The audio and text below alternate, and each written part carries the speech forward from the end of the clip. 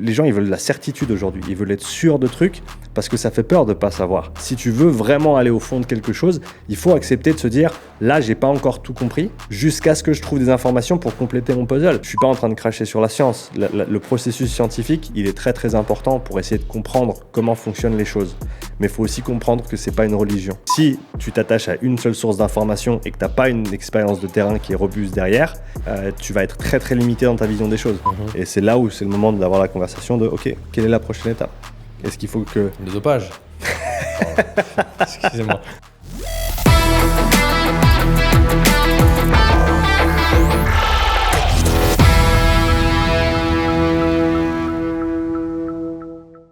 Sean, ça dit quoi ?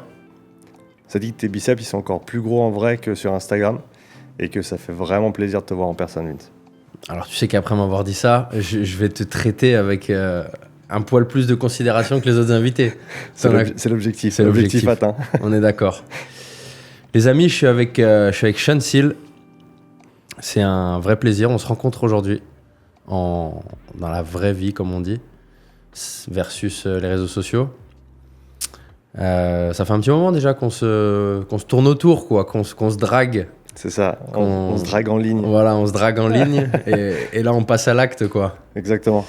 Bah écoute, je suis ravi de t'avoir. Je vais te laisser les premiers mots. Je sais pas, voilà, si tu peux nous en dire un petit peu plus sur pourquoi t'es là, parce qu'on est à Dubaï. Je sais pas si les gens le savent. Je pense.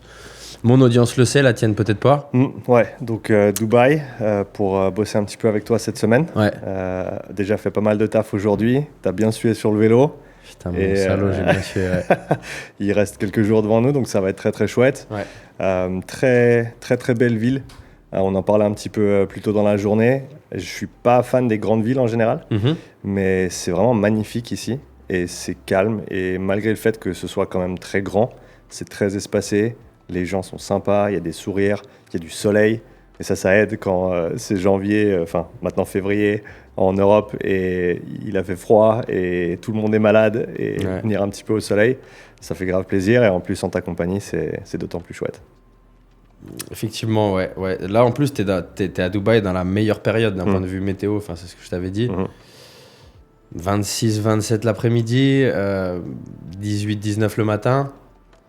C'est royal, tu vois. Versus si je t'avais invité, si t'étais venu au mois d'août, c'était pas la même. Là, c'était un cadeau empoisonné, tu vois, tout de suite. Il fait 47, 48 l'après-midi, c'est pas… Ouais, puis avec la peau d'Irlandais, c'est moyen, quoi. Avec ta peau d'Irlandais, ouais. On a pu marcher au soleil pendant 20 minutes aujourd'hui. T'as pas pris de coup de soleil. J'ai même pas pris de coup de soleil. Tout va bien, ok. Donc la vie est belle. Magnifique. La vie est belle.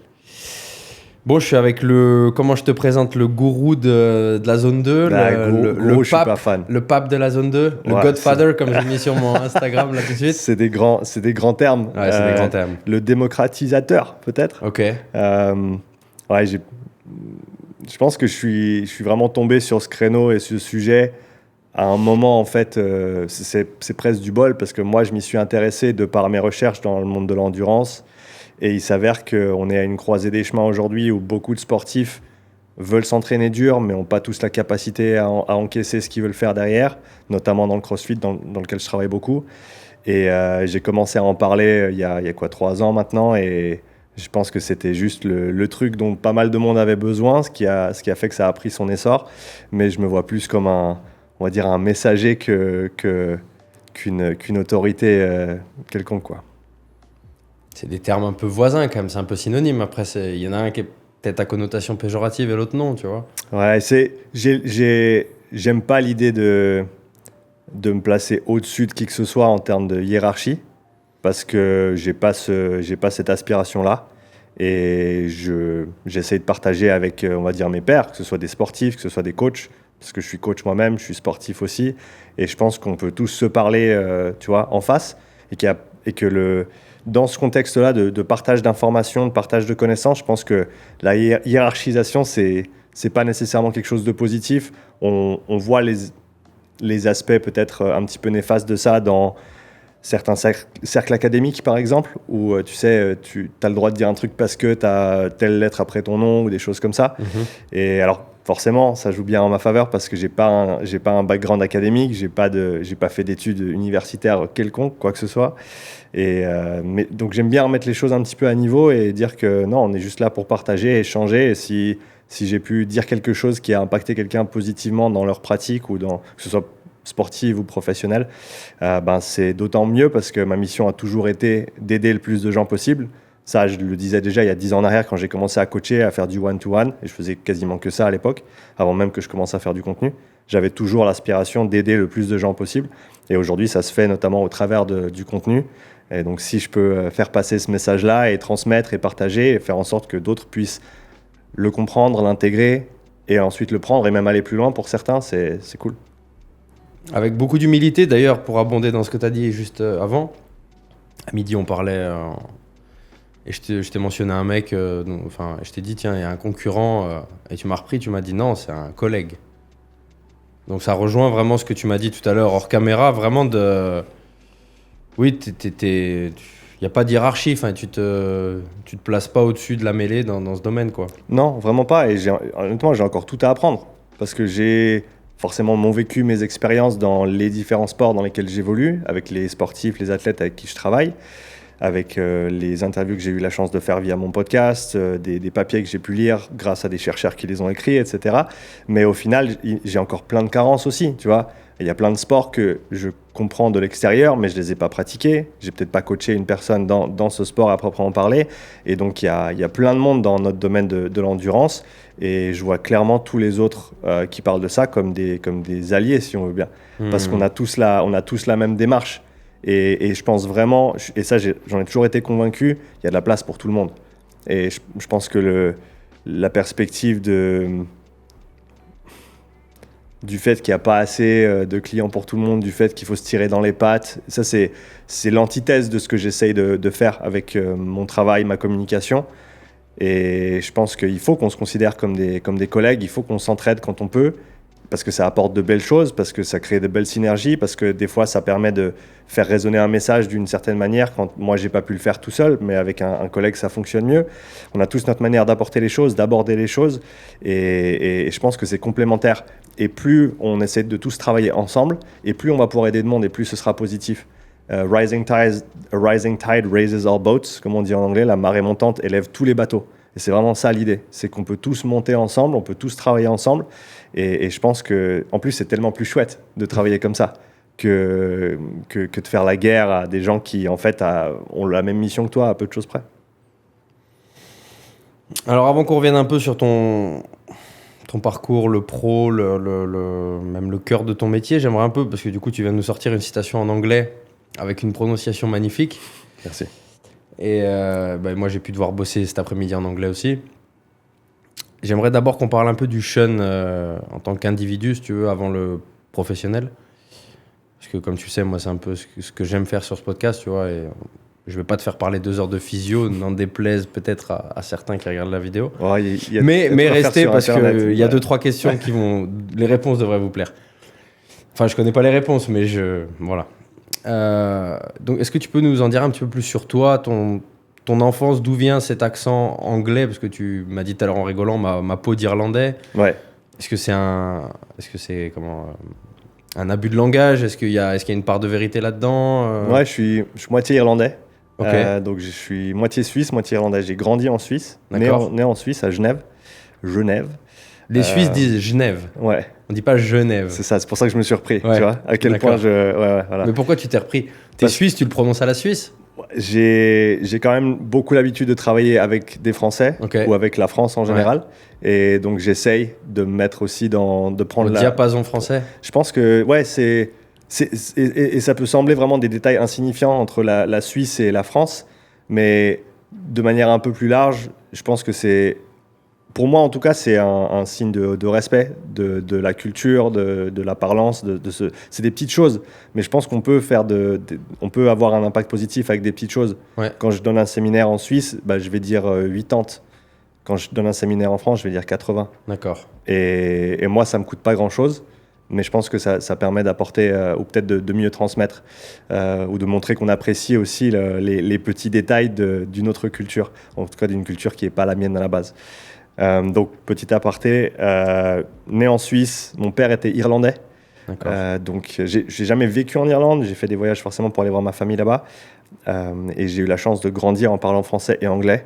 Ce qui est drôle, c'est qu'à la maison, c'est ma mère qui nous parlait anglais, à mon frère et moi, et mon père qui nous parlait français. Ça s'est fait comme ça, je ne sais pas exactement pourquoi. Parce que ta mère avait un niveau anglais Ouais, elle parfait. bossait dans l'admin, elle parlait 4 langues quand on était jeune. Ouais, elle parlait très bien allemand, français, anglais et un petit peu d'italien aussi. Donc ouais, elle touchait bien à ce niveau-là. Ouais, donc j'ai parlé les 2 langues en étant jeune. Et j'ai fait toute ma scolarité en Suisse, mon service militaire aussi. Et après mon service militaire qui a duré 1 année et demie, j'en pouvais plus d'être en Suisse. Parce que juste rentrer les week-ends et pas vraiment vivre, en fait. T'es à la caserne toute la semaine. Ça se fait à quel âge un service militaire Je crois que c'est 18 ans ou juste après, quelque chose D'accord. comme ça. Et tu as le choix en fait en Suisse, soit tu fais le service classique où tu vas faire tes 4, je crois que c'est 4 mois d'école de recrue. Et après chaque année, tu y retournes pendant 3 semaines pour faire tes cours de répétition, on appelle ça, jusqu'à ce que tu aies fait la totalité des jours que tu devais faire. Pour un soldat, c'est 300 jours que tu dois donner en gros. Et moi j'avais gradé, j'étais sergent-major chef, donc j'étais le bras droit du commandant de compagnie. Donc j'avais... la compagnie, elle faisait, je pense, 150 bonhommes à peu près. Et tu as plusieurs lieutenants dans la compagnie qui ont chacun leur section. Et moi, je m'occupais de réveiller les gars le matin, de leur dire ce qui allait se passer. Et en gros, de faire en sorte que le matériel soit prêt, que les bottes soient propres le soir, que les gens aillent au lit, que les absences soient bien cochées au bureau. C'est un travail qui m'a beaucoup aidé dans ma gestion de projet, on va dire, de deadline, et de savoir m'organiser parce que j'avais pas mal de trucs à gérer déjà et j'étais encore assez jeune dans ma tête surtout. Mais ouais, ça m'a beaucoup aidé. Donc j'ai fait 500 jours et moi j'ai décidé de les faire d'une traite. Tu peux faire service long et tout faire d'un coup. Ce que j'ai fait, ce qui était génial. C'est une super expérience, j'ai adoré. Ça m'a vraiment beaucoup aidé. Je pense que c'est des années qui ont été très formatrices pour moi. Mais après, j'avais besoin de changer d'air et donc je me suis exporté en Australie pendant 6 mois. J'ai fait la bringue, j'ai surtout fait la bringue, j'ai pas fait grand chose d'autre, visiter un petit peu. T'as un peu choisi l'opposé finalement, non? Ouais, fallait compenser, ouais. Parce que ça me rappelle mes années fac où plein de potes partaient en Australie justement pour ça. C'était 6 mois, on boit des bières, on joue du ukulélé sur la plage. Exactement, ouais. Très belle expérience aussi, hein, l'Australie, magnifique continent et pays. Retour en Suisse après, et je crois que j'ai duré à peu près 2 semaines, et je me suis dit, je peux toujours pas être ici, je peux toujours pas blairer cette atmosphère. Je sais pas ce que c'était exactement. L'atmosphère, la Suisse ? Ouais. Et j'ai bien changé par la suite, on y reviendra, mais à ce moment-là, quand j'avais quoi, 19 ans, 20 ans, j'avais juste pas envie d'être à cet endroit-là. Et donc je suis parti, j'ai bossé un peu pour faire des sous, et je suis parti 2 mois plus tard pour aller au Canada. J'ai rencontré ma femme dans une soirée de rugby bien arrosée. Pourquoi le Canada ? Parce que j'avais une amie qui étudiait à l'université et qui m'a dit viens, et puis je suis allé. Et puis je suis allé regarder un match de rugby et elle connaissait un des gars de l'équipe première. Elle m'a dit pourquoi tu vas pas t'entraîner avec eux, je jouais au rugby à l'époque. Et j'y suis allé m'entraîner. Et un des gars qui m'a dit hey, tu fais quoi samedi soir ? Je dis je sais pas, je joue au rugby avec vous peut-être. Il m'a dit ouais, tu veux faire barman à la Ladies Night ? Je dis je sais pas ce que c'est, mais ouais, ok. Et c'est là que j'ai rencontré ma femme, en fait. En tant que barman à la Ladies Night. Ouais, c'est ça. Et tu te souviens de ce qu'elle avait pris comme verre ? Ouais, mais surtout combien elle en avait pris. D'accord, ok. En gros, c'est une soirée où c'est ladies only. Et je crois que ça commence à 18h, un truc comme ça. Et c'est des tables de 8. Et c'est boissons à volonté.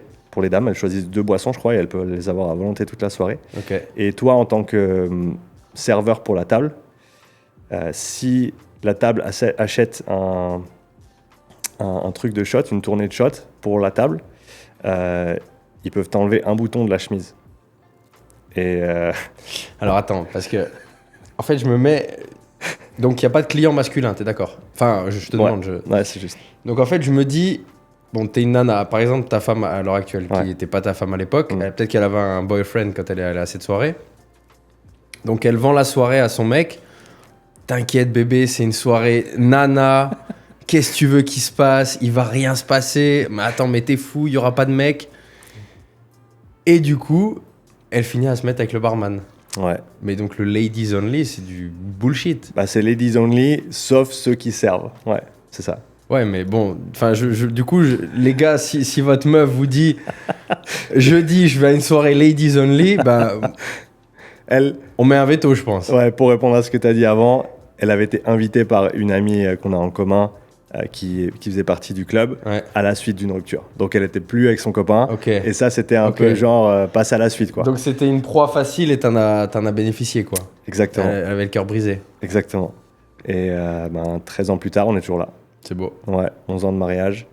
Et ouais, la plus belle aventure de ma vie. Et un enfant. Ouais. On y reviendra après. Ouais, exactement. Moi, ça me tient beaucoup à cœur quand les gens sont parents d'en parler. En tant que papa, tu vois. Bien sûr. T'étais où au Canada ? Vancouver, côte ouest, donc anglophone. Ouais. Et pour revenir à ce qu'on disait avant, c'est là-bas où j'ai perfectionné mon anglais. Parce que pendant 7 ans, j'ai parlé que anglais. Je parlais bien anglais avant de partir, mais j'avais pas un vocabulaire absolument complet. Il me manquait des termes, un peu de grammaire aussi. Je me rappelle, j'avais beaucoup regardé le comédien qui s'appelle Louis C.K. Je connais pas. Ouais. Pour ceux qui aiment bien l'humour noir, il faut aller regarder ses vieux spectacles. C'est très très drôle. Enfin bref, je me rappelle, j'avais regardé son spectacle 5 ou 6 fois d'affilée parce que je comprenais pas toutes les blagues encore. Des petites subtilités, des accents, des références sociales, culturelles, etc. que j'avais pas. Et je me rappelle que ça m'avait beaucoup aidé à chaque fois. Ah ouais, là, c'est bon, celle-là je l'ai compris. Ah ouais, elle est drôle. Et ça m'avait beaucoup aidé. Et donc j'ai parfait mon anglais là-bas. Et on est revenu il y a quoi 6 ans maintenant en Suisse. Et j'ai la chance de garder l'anglais. J'ai dû rapprendre un peu le français en revenant, surtout dans le monde de l'entraînement, parce qu'en fait, tout ce que j'avais appris niveau coaching, physio et entraînement, je le connaissais qu'en anglais. Et donc, je bégayais complètement au début en français quand je suis revenu. Mais voilà, j'ai regardé des vidéos, j'ai fait des erreurs, j'ai corrigé, et puis voilà. Et ton accent, je dirais qu'il a rien d'irlandais, c'est un accent plus nord-américain un peu, non ? Ouais, moi j'ai gardé quand même un petit trait du Canada. J'avais tendance déjà à m'accaparer un petit peu les intonations de où j'allais quand je passais trop de temps au pub avec les Irlandais. Mon accent il tournait full irlandais. Et là, au Canada, j'ai gardé quand même un petit peu. Quand on me pose la question, quand je parle anglais à quelqu'un que je connais pas, en général, ils me disent « Ah, t'es Canadien » ou « J'entends un truc du Canada », donc t'as raison, il y a encore des petits restes. Bah, c'est pas british, enfin, c'est pas britannique du tout. Non, du tout. Non. Mais tu le cultives un peu par kiff de savoir que t'as cet accent ou c'est vraiment ancré maintenant ? C'est vraiment ancré. J'essaye pas, j'essaye pas. Les accents, j'aime bien, mais je les fais pas très bien. Non, mais en l'occurrence, enfin... je pense à McGregor, le plus connu des Irlandais. C'est dur. C'est lourd. C'est dur. T'as beau être pas mauvais en anglais, faut tendre l'oreille, quoi. C'est quand même plus facile que le gallois. Le gallois, les R roulés à l'extrême. Mais c'est des beaux accents. Je pense que c'est pour revenir à ce qu'on disait avant, c'est des subtilités culturelles et de langage. Oui, c'est un patrimoine, donc déjà, on peut pas se permettre de dire que c'est dégueulasse. Enfin, c'est clairement. C'est ça. Et du coup, au Canada, est-ce que c'est là-bas que tu découvres un peu ce premier amour pour l'entraînement, pour la physio, pour ces choses-là, ou pas encore du coup ? Ouais, c'est là où ça a commencé. Je crois que là, ça fait un peu plus de 10 ans maintenant que j'ai commencé à coacher. Et en fait, ça a commencé, encore une fois, grâce à ma femme. Ma femme a été à l'origine de beaucoup des moments importants dans ma vie, notamment cette transition où avant, je bossais dans le bâtiment. J'avais fait de la tuyauterie en Suisse, j'adorais ça. Mesurer des tuyaux, poser des colis au plafond, percer, tout ça. J'aime bien le travail manuel. Et quand je suis allé au Canada, j'avais fait un cours de pré-apprentissage en tuyauterie pour essayer de me mettre dans ce système-là. Et avec comme objectif d'aller bosser en Alberta. Il y avait du pétrole, il y avait de l'argent, j'avais envie d'aller faire des sous. Et donc j'ai fait mon cours de pré-apprentissage, j'ai très bien terminé dans ma classe. Et après, on est parti en Alberta avec ma femme pour un petit voyage et pour aller pour aller poser mon dossier dans des boîtes. Et en gros, ils m'ont tous dit, on t'engagerait hier, mais en fait, pour engager quelqu'un de l'étranger, il y a un processus administratif qui est ultra lourd. En gros, il faut documenter qu'il n'y a pas les gens ici, que tu as mis des annonces que personne n'a répondu. Pourquoi un étranger et pas un natif, c'est ça, quoi. Exactement. Okay. Et donc, en gros, ils m'ont dit, on peut juste pas se permettre de faire ça, quoi. Donc, on est retourné à Vancouver. Et j'ai commencé à chercher dans d'autres domaines que la tuyauterie. J'ai toujours aimé ce qui était un peu plus commercial et industriel, des trucs un petit peu plus gros en termes d'échelle. Le résidentiel, la plomberie, ça n'a jamais été mon truc. Et j'ai vu une offre d'emploi pour une boîte de peinture en bâtiment. et un Irlandais qui tenait la boîte d'ailleurs. Et je suis allé bosser pour eux. De fil en aiguille, ça s'est bien passé. Je suis resté là-bas. J'ai fait 1 an et demi d'apprentissage avec eux. Je ne l'ai pas terminé. Mais par contre, c'est pendant ce moment-là que j'avais commencé le CrossFit. J'avais fait des cours de CrossFit à Vancouver, mes cours d'intro. J'avais acheté une barre d'haltéro, je le faisais dans mon backyard. J'avais créé une barre de traction avec mes tuyaux, mes tiges filetées, etc. T'avais soudé, J'avais fait mon rack avec des poutres en bois. J'avais fait ma box. J'avais même fait mon GHD fait maison et tout. Et via le CrossFit, j'ai découvert l'haltéro, que j'ai pratiqué en compète pendant 1 année et demie, à un modeste niveau. Et pendant ce temps-là, je passais mon temps en fait à écouter des podcasts sur le sport, sur le fitness, sur l'entraînement, sur mes échelles, en train de peindre mes maisons toute la journée. Après, j'allais à l'entraînement. Et un jour, ma femme m'a dit « Mais faudrait pas que tu te fasses payer à un moment donné pour toutes ces études que tu fais comme ça, enfin, tout ce travail de comprendre que tu essayes de faire via les podcasts, via les bouquins. » Je me rappelle toujours, j'avais Science and Practice of Strength Training de Zatiorski et Kramer dans mon sac pour aller au boulot tous les jours. Je lisais ça dans le bus en allant. Mais toi, il n'y avait pas de projet de carrière derrière. Non. C'était de la passion. C'était de la passion et ma femme m'a dit « Pourquoi t'en fais pas quelque chose ?» Et j'ai dit « Ok ». Et donc j'ai arrêté de bosser pour la boîte de peinture. J'ai taffé les bouquins pour passer l'examen de coach. Et je crois que 3 mois plus tard, j'ai passé l'examen et j'ai commencé à coacher. Donc tu as passé ton examen au Canada?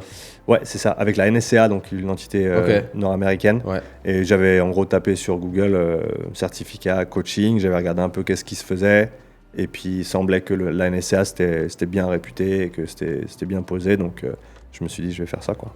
Et brièvement, en tout cas il y a 10 ans, ça ressemblait à quoi les prérequis, les qualificatifs pour être coach En gros, c'est un bouquin de 300 pages qu'il faut bien connaître. Puis après, tu as un examen qui est bien carré. L'examen était dur quand même. Un QCM c'était un QCM, mais c'était pas un QCM facile.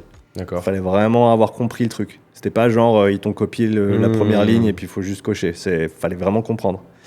Et c'est-à-dire c'était dans un centre de test où il fallait ton passeport, fallait venir, ils te prenaient presque les empreintes de doigts, quoi. Et donc ça, c'était les requirements. T'avais rien en présentiel, il fallait juste passer l'examen et montrer que tu avais compris. Et ce qui était marrant, c'est que comme beaucoup de coachs, aujourd'hui, tu passes ton certificat, tu te dis « Yes, je suis coach ». Et puis après, moi, j'avais pas de salle dans laquelle je bossais au début, donc tu te dis comment je vais faire, quoi. Donc j'ai déjà à ce moment-là commencé à m'intéresser à tout l'aspect business, marketing, comment te faire connaître, comment trouver tes premiers clients, comment commencer à engranger tout ça. Mais c'était le tout début de l'aventure, ouais.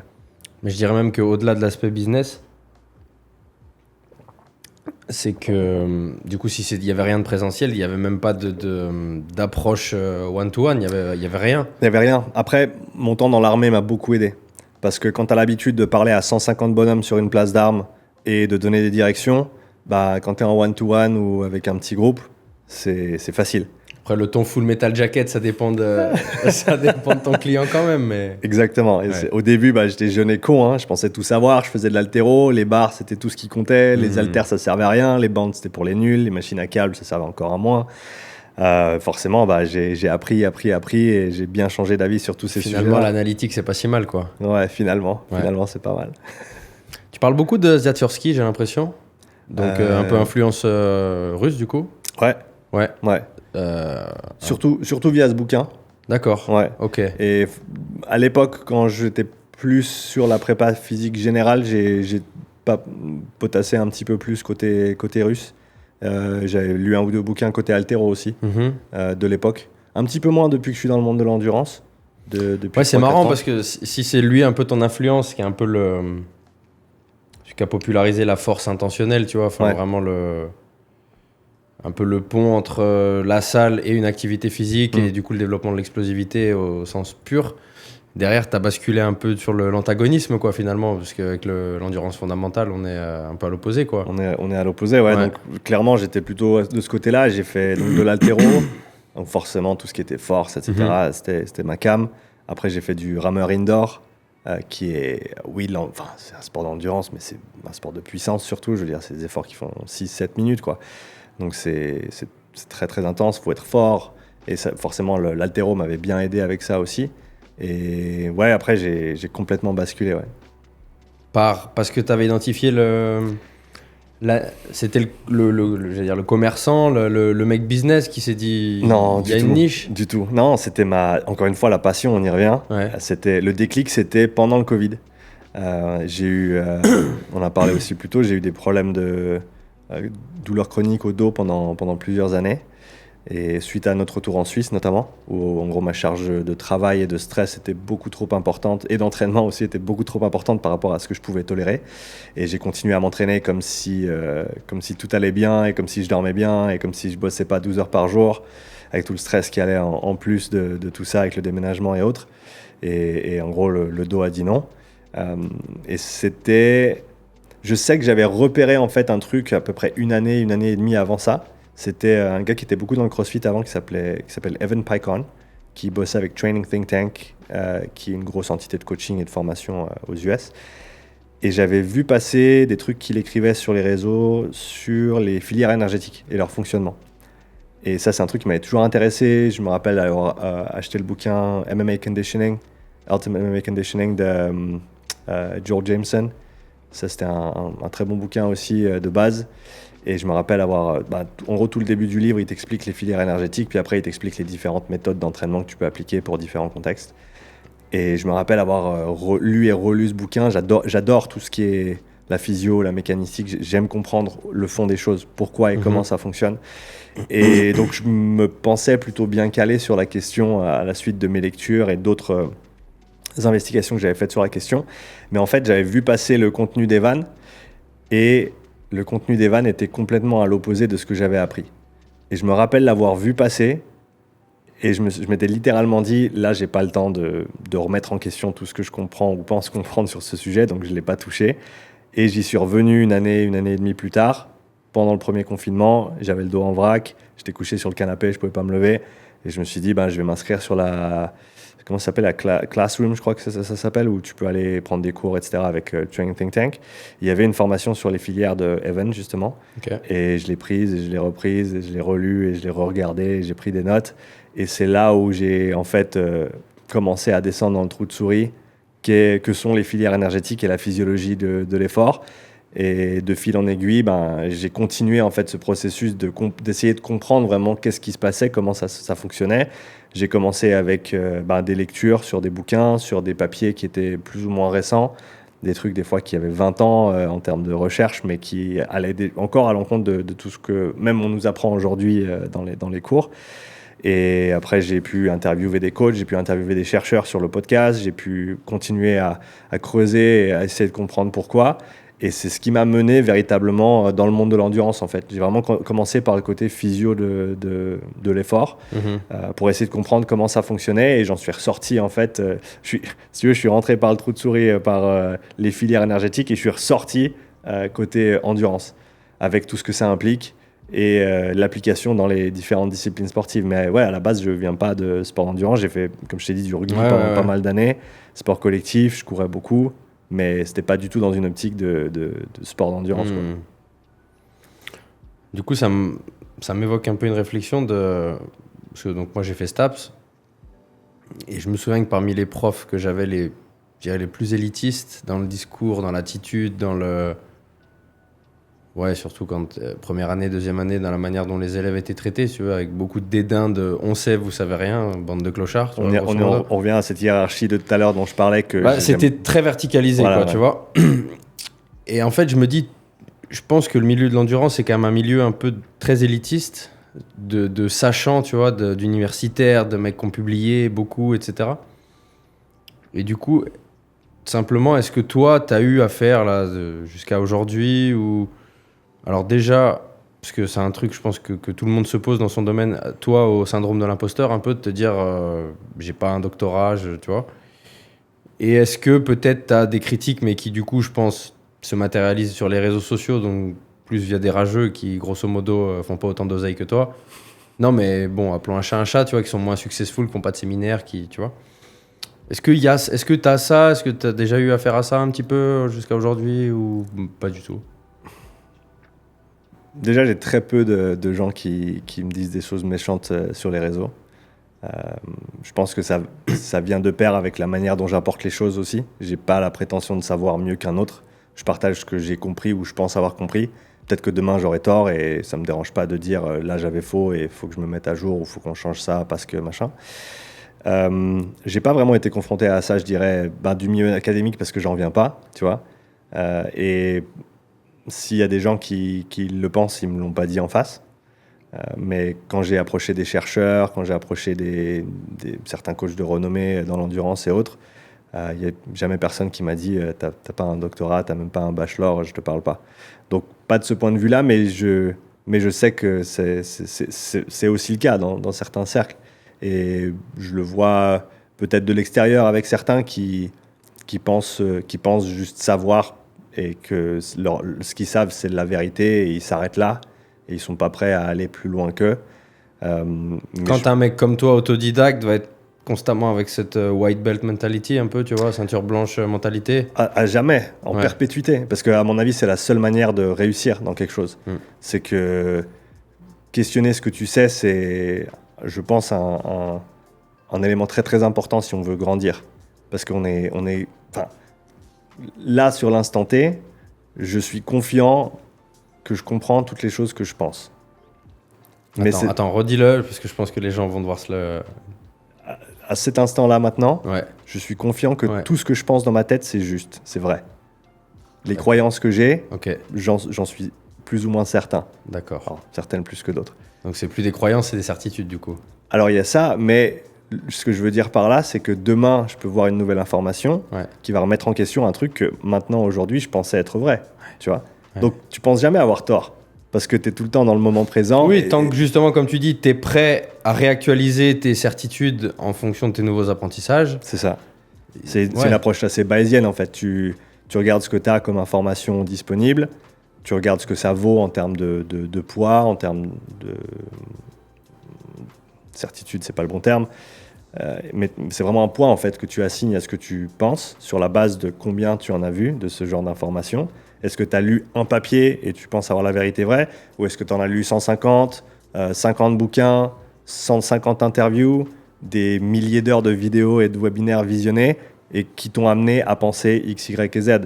Et ensuite, quand tu as une nouvelle information qui vient, tu la juges pas par rapport à ce que tu sais déjà en termes de confrontation, mais c'est se dire quelle est la valeur de ça par rapport à ce que moi je pense comprendre à l'heure actuelle.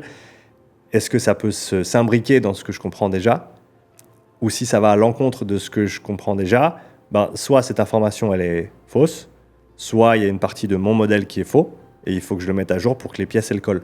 Parce que ça a été mon processus, notamment dans les sports d'endurance, essayer de trouver le fond commun de toutes ces différentes parlances. Il y en a qui parlent de VMA, il y en a qui parlent de puissance critique, il y en a qui parlent de zone, de fréquence cardiaque. Il y a tous ces différents éléments qui gravitent un petit peu.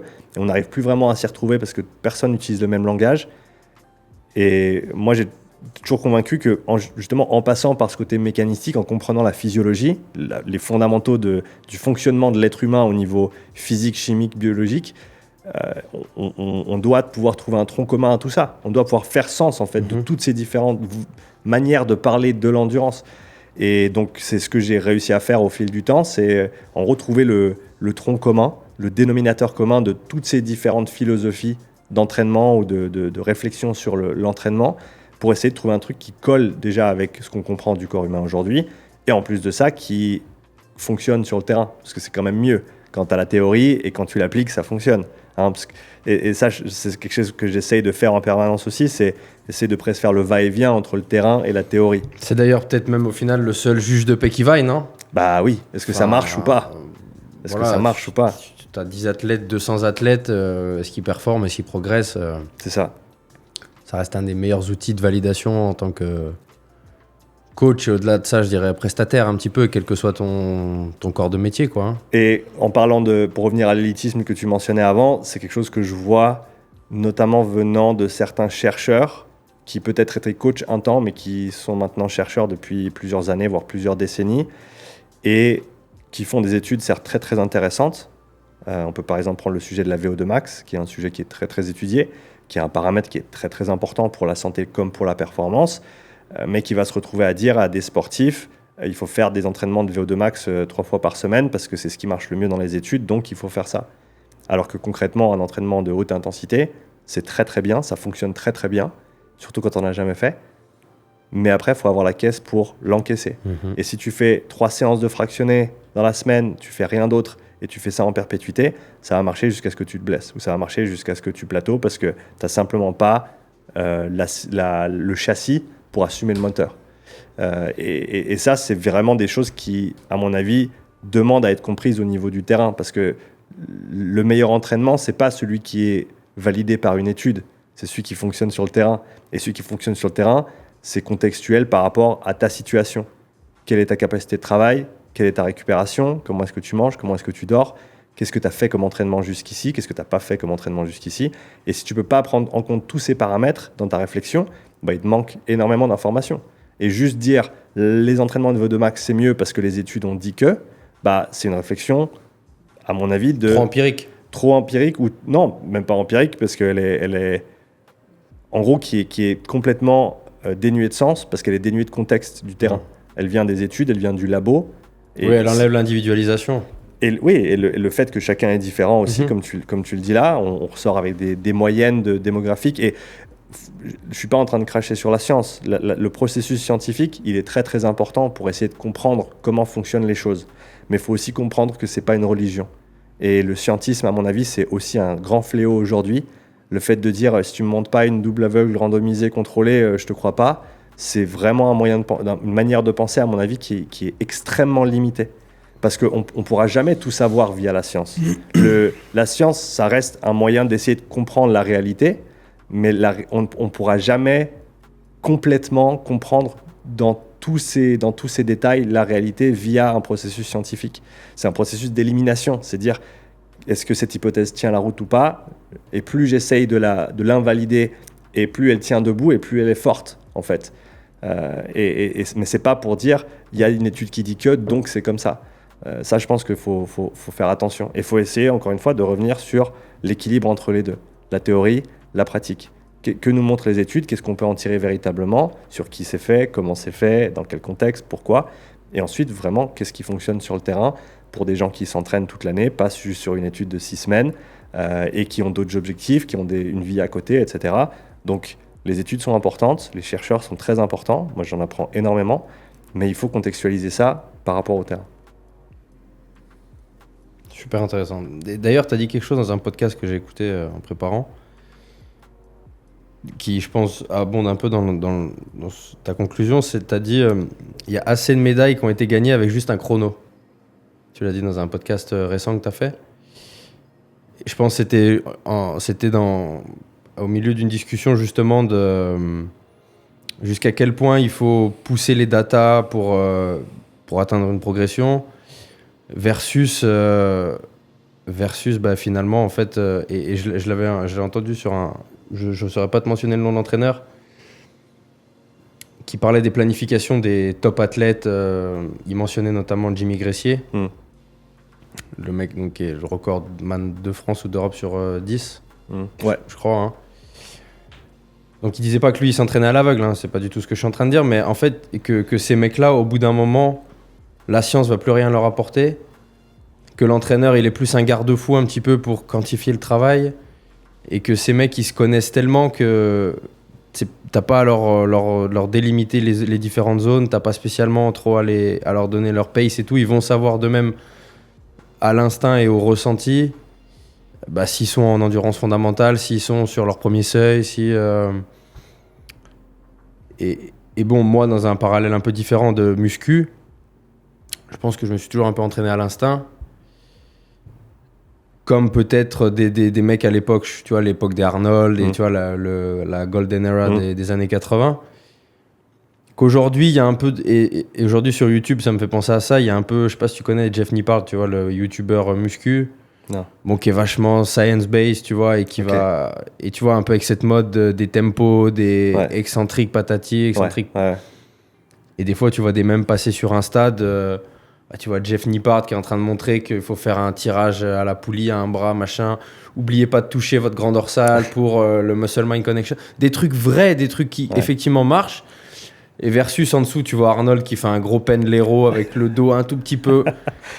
Et en fait, c'est who does it best, tu vois. Ouais. Et est-ce qu'il y a une réponse? Enfin, il y en a eu, selon moi, il y en a une un petit peu sur qui accumule le plus de masse musculaire. Est-ce que c'est Jeff Nippard ou est-ce que c'est Arnold? Après, dans l'équation de la masse musculaire, il y a beaucoup de paramètres qui rentrent en jeu. Donc, bon, voilà, on n'est pas là pour taper sur le dopage et tout, c'est pas l'idée. Mais je pense pas qu'il y ait de vraie réponse au final, tu vois. Et je reste persuadé que moi, qu'il y a quelques années, voire décennies, il y a eu beaucoup de médailles olympiques qui se sont gagnées sans autant de data qu'on peut avoir aujourd'hui, parce qu'il n'y avait pas autant de data, tout simplement. Ouais. Et je pense qu'il y avait quand même des mecs qui couraient un marathon en 2h10, en 2h15. Donc, selon toi, si je dois formuler une question, c'est à quel point la science est plus légitime que la génétique / hard work. Voilà. Est-ce que l'un est plus valable que l'autre? Est-ce que l'un emmène plus loin que l'autre? Je pense que, comme beaucoup de choses dans le monde d'aujourd'hui, c'est pas une question de où, c'est une question de et. Ce que je veux dire par là, c'est que les deux sont importants. Le ressenti, à mon avis, c'est une des armes les plus redoutables qu'on puisse développer en tant que sportif, que ce soit amateur ou athlète. Surtout athlète, je dis. Enfin. Ouais, mais même pour la personne qui s'entraîne pour se sentir bien, tu vois, apprendre à se connaître, apprendre à écouter son corps, apprendre à se gérer au quotidien, dans les efforts, etc. Oui, mais on en parlait tout à l'heure, un RPE pour un mec qui fait de la muscu ou de la course depuis un mois, ça va être tout blanc ou tout noir. Bah, c'est toujours contextuel. Et forcément, au début, c'est l'interrupteur, c'est on ou c'est off. Ouais, c'est donc, ça. t'as deux chiffres, en fait. T'as 0, t'as 10. Oui, ça va être ça. Et après, tu développes un 5. Puis après, tu développes un 7. Puis après, un 3. Oui, mais ce que je veux dire, c'est que toi, en tant que coach, le RPE que l'athlète va te donner, plus l'athlète sera avancé ou expérimenté, plus tu pourras t'y fier. Alors, je dirais, plus il est avancé dans sa pratique et l'utilisation du RPE. Je pense que c'est un outil comme un autre. Et ça s'entraîne. D'ailleurs, c'est ce qui, en tout cas, de ce que disent les études, c'est quelque chose qui s'entraîne, qui se pratique. Par exemple, pour le renfo, un truc très simple, tu fais une série de, je sais pas, développé couché halter, par exemple, et tu fais, disons, 8 avec quelques reps en réserve, et tu te demandes combien de reps en réserve il me reste. Donc, disons que tu en fais 8 et tu te dis, là, je pense que j'arrive à en faire encore 3. OK ? Série d'après, forcément, tu t'es bien échauffé avant, etc. Série d'après, tu vas à l'échec. Est-ce que tu en as fait 11 ? Est-ce que tu en as fait 10 ? Est-ce que tu en as fait 12 ? Rien qu'avec 2 sets, tu as déjà affiné ta perception par rapport à ce que tu pensais à la série d'avant. Et plus tu le fais, plus tu fais de reps avec le fait de te poser la question à quel point c'est difficile, quelle est ma note sur cette série de répétitions, sur cet intervalle de course, sur tel ou tel effort, et plus tu vas devenir précis. Donc je ne pense pas que c'est le niveau absolu athlétique de l'athlète qui définit si le RPE va être pertinent ou pas, c'est à quel point il a appris à l'utiliser. Et ça, c'est, à mon avis, à nous les coachs de l'enseigner, de le transmettre, parce que c'est un langage commun qu'on peut utiliser en force, en endurance, en gestion de charge, et qui, véritablement, qui fonctionne. Et pour revenir à ta question initiale, c'est un outil redoutable, mais si tu ajoutes à ça la compréhension de la physio, les datas, etc., et que tu commences à venir mêler les deux, et à affiner ta perception grâce aux informations que tu vas mesurer sur le terrain, ou vice-versa parfois, eh ben, c'est, on va dire, mieux que si tu lises que l'un ou que l'autre. Ou alors rien du tout pour certains. Mais alors pourquoi... Bon, je sais, c'est impossible de dater l'ancienneté de l'entraînement de fonte, tu vois, l'entraînement physique, enfin, ça se date, mais voilà. Mais alors, pourquoi, du coup, tout le XXe siècle, ça n'existait pas, le RPE? Enfin, c'était en tout cas pas formulé, c'était pas labellisé. Ouais. Les reps en réserve, on savait pas. Enfin, je pense pas que ça n'existait. Tu vois, c'était même pas un concept. Donc, pourquoi les gens atteignaient des résultats fantastiques, aussi bons qu'aujourd'hui? Voilà.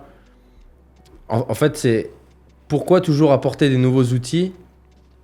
Est-ce qu'il n'y a pas un fond de besoin de marketer son discours? Est-ce qu'il n'y a pas un besoin de se démarquer du collègue?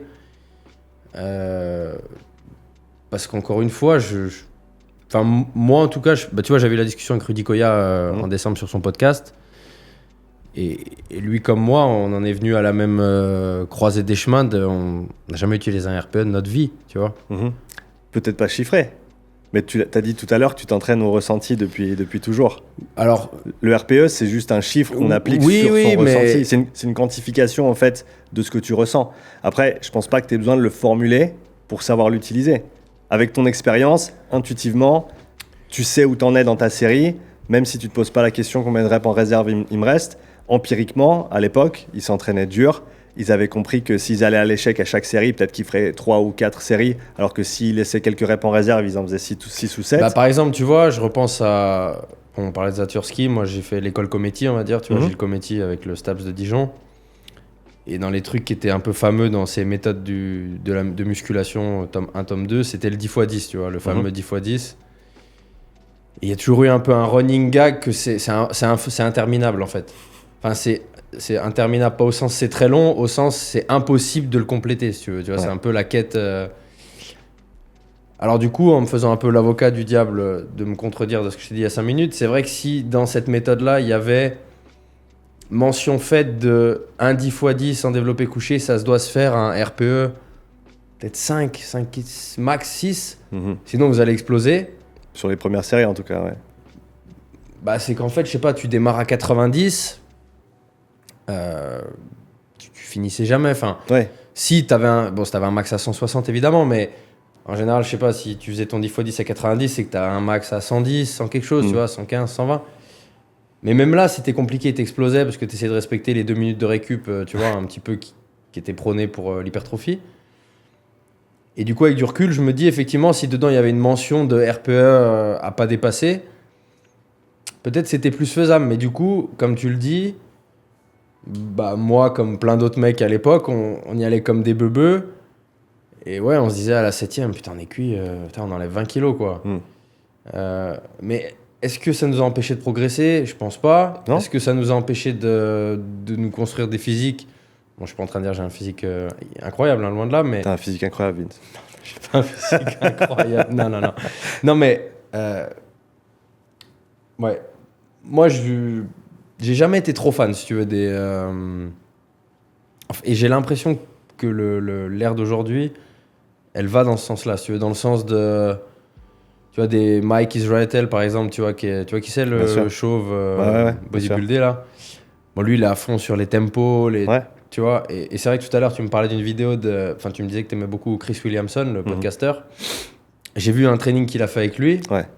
Franchement, j'avais envie de me flinguer au bout de 10 minutes. Non, mais... Donc, Chris Williamson, il doit faire un bon 90, 95 kilos, tu vois. Il est affûté, il est athlétique. Mais c'était à 60 à l'incliné. Ouais.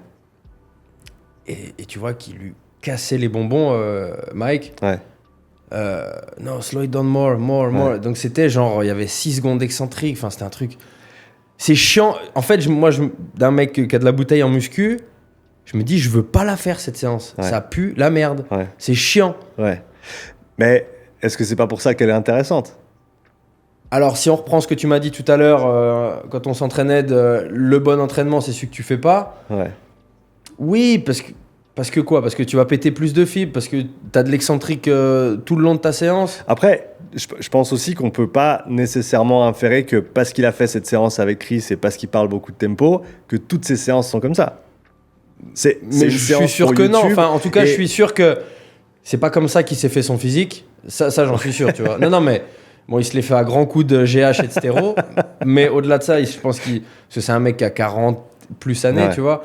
Donc, a connu la muscu dans les grosses années des Arnold et tout, on s'envoie comme des ânes et machin. Donc, je me dis, pourquoi un mec comme lui, si ce n'est pour se démarquer, vendre, se fait soudainement l'avocat de faire des reps où la rep dure 12 secondes à 20% de ton ARM, tu vois. Enfin, 20 ou 40% de ton ARM. Écoute, je suis avec toi là-dessus. Et moi, ce que j'en retire d'une vidéo comme ça, par exemple, c'est de se dire, ah, c'est intéressant. Ça, c'est un truc que tu peux rajouter dans ta boîte à outils. Tu vois ? Si c'est tout ce qu'il y a dans sa boîte à outils à Mike, et je pense pas que ce soit le cas, comme tu l'as dit, là, ça devient peut-être un problème.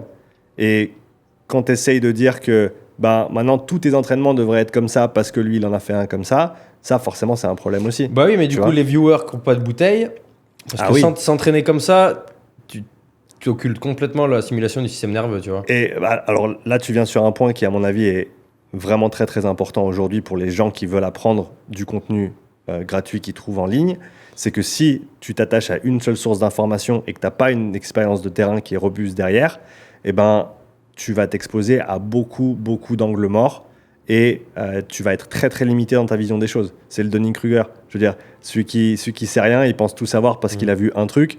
Moi, j'étais le premier, hein, j'étais comme ça au départ. Hein. J'avais vu un truc, je dis, ah ouais, j'ai vu la lumière, j'ai foncé, je dis, ouais, ça c'est top. Mais quand tu n'as vu qu'un seul truc, ben, tu n'as qu'un seul point de référence.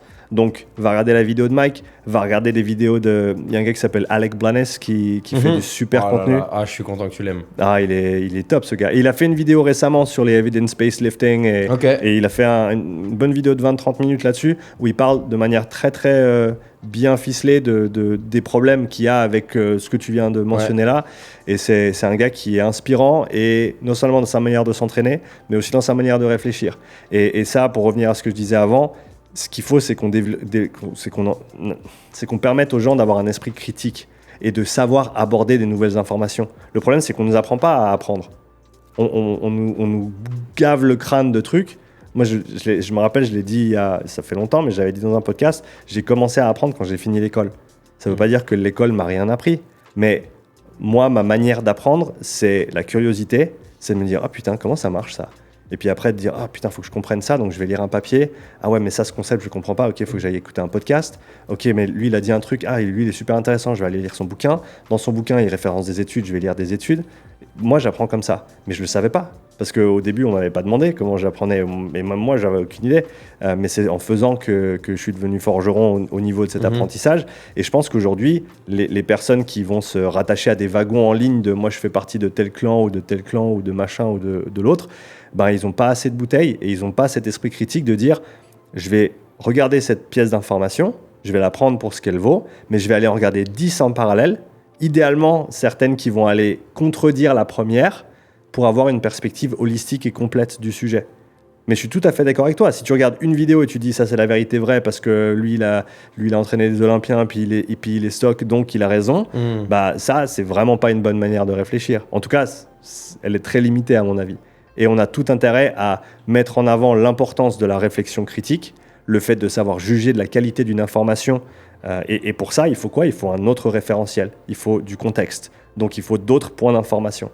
Moi, quand on me dit un truc que j'ai jamais entendu, ni d'Ève, ni d'Adam, et qui colle avec rien de ce que je comprends, je ne peux pas juger si c'est vrai ou pas.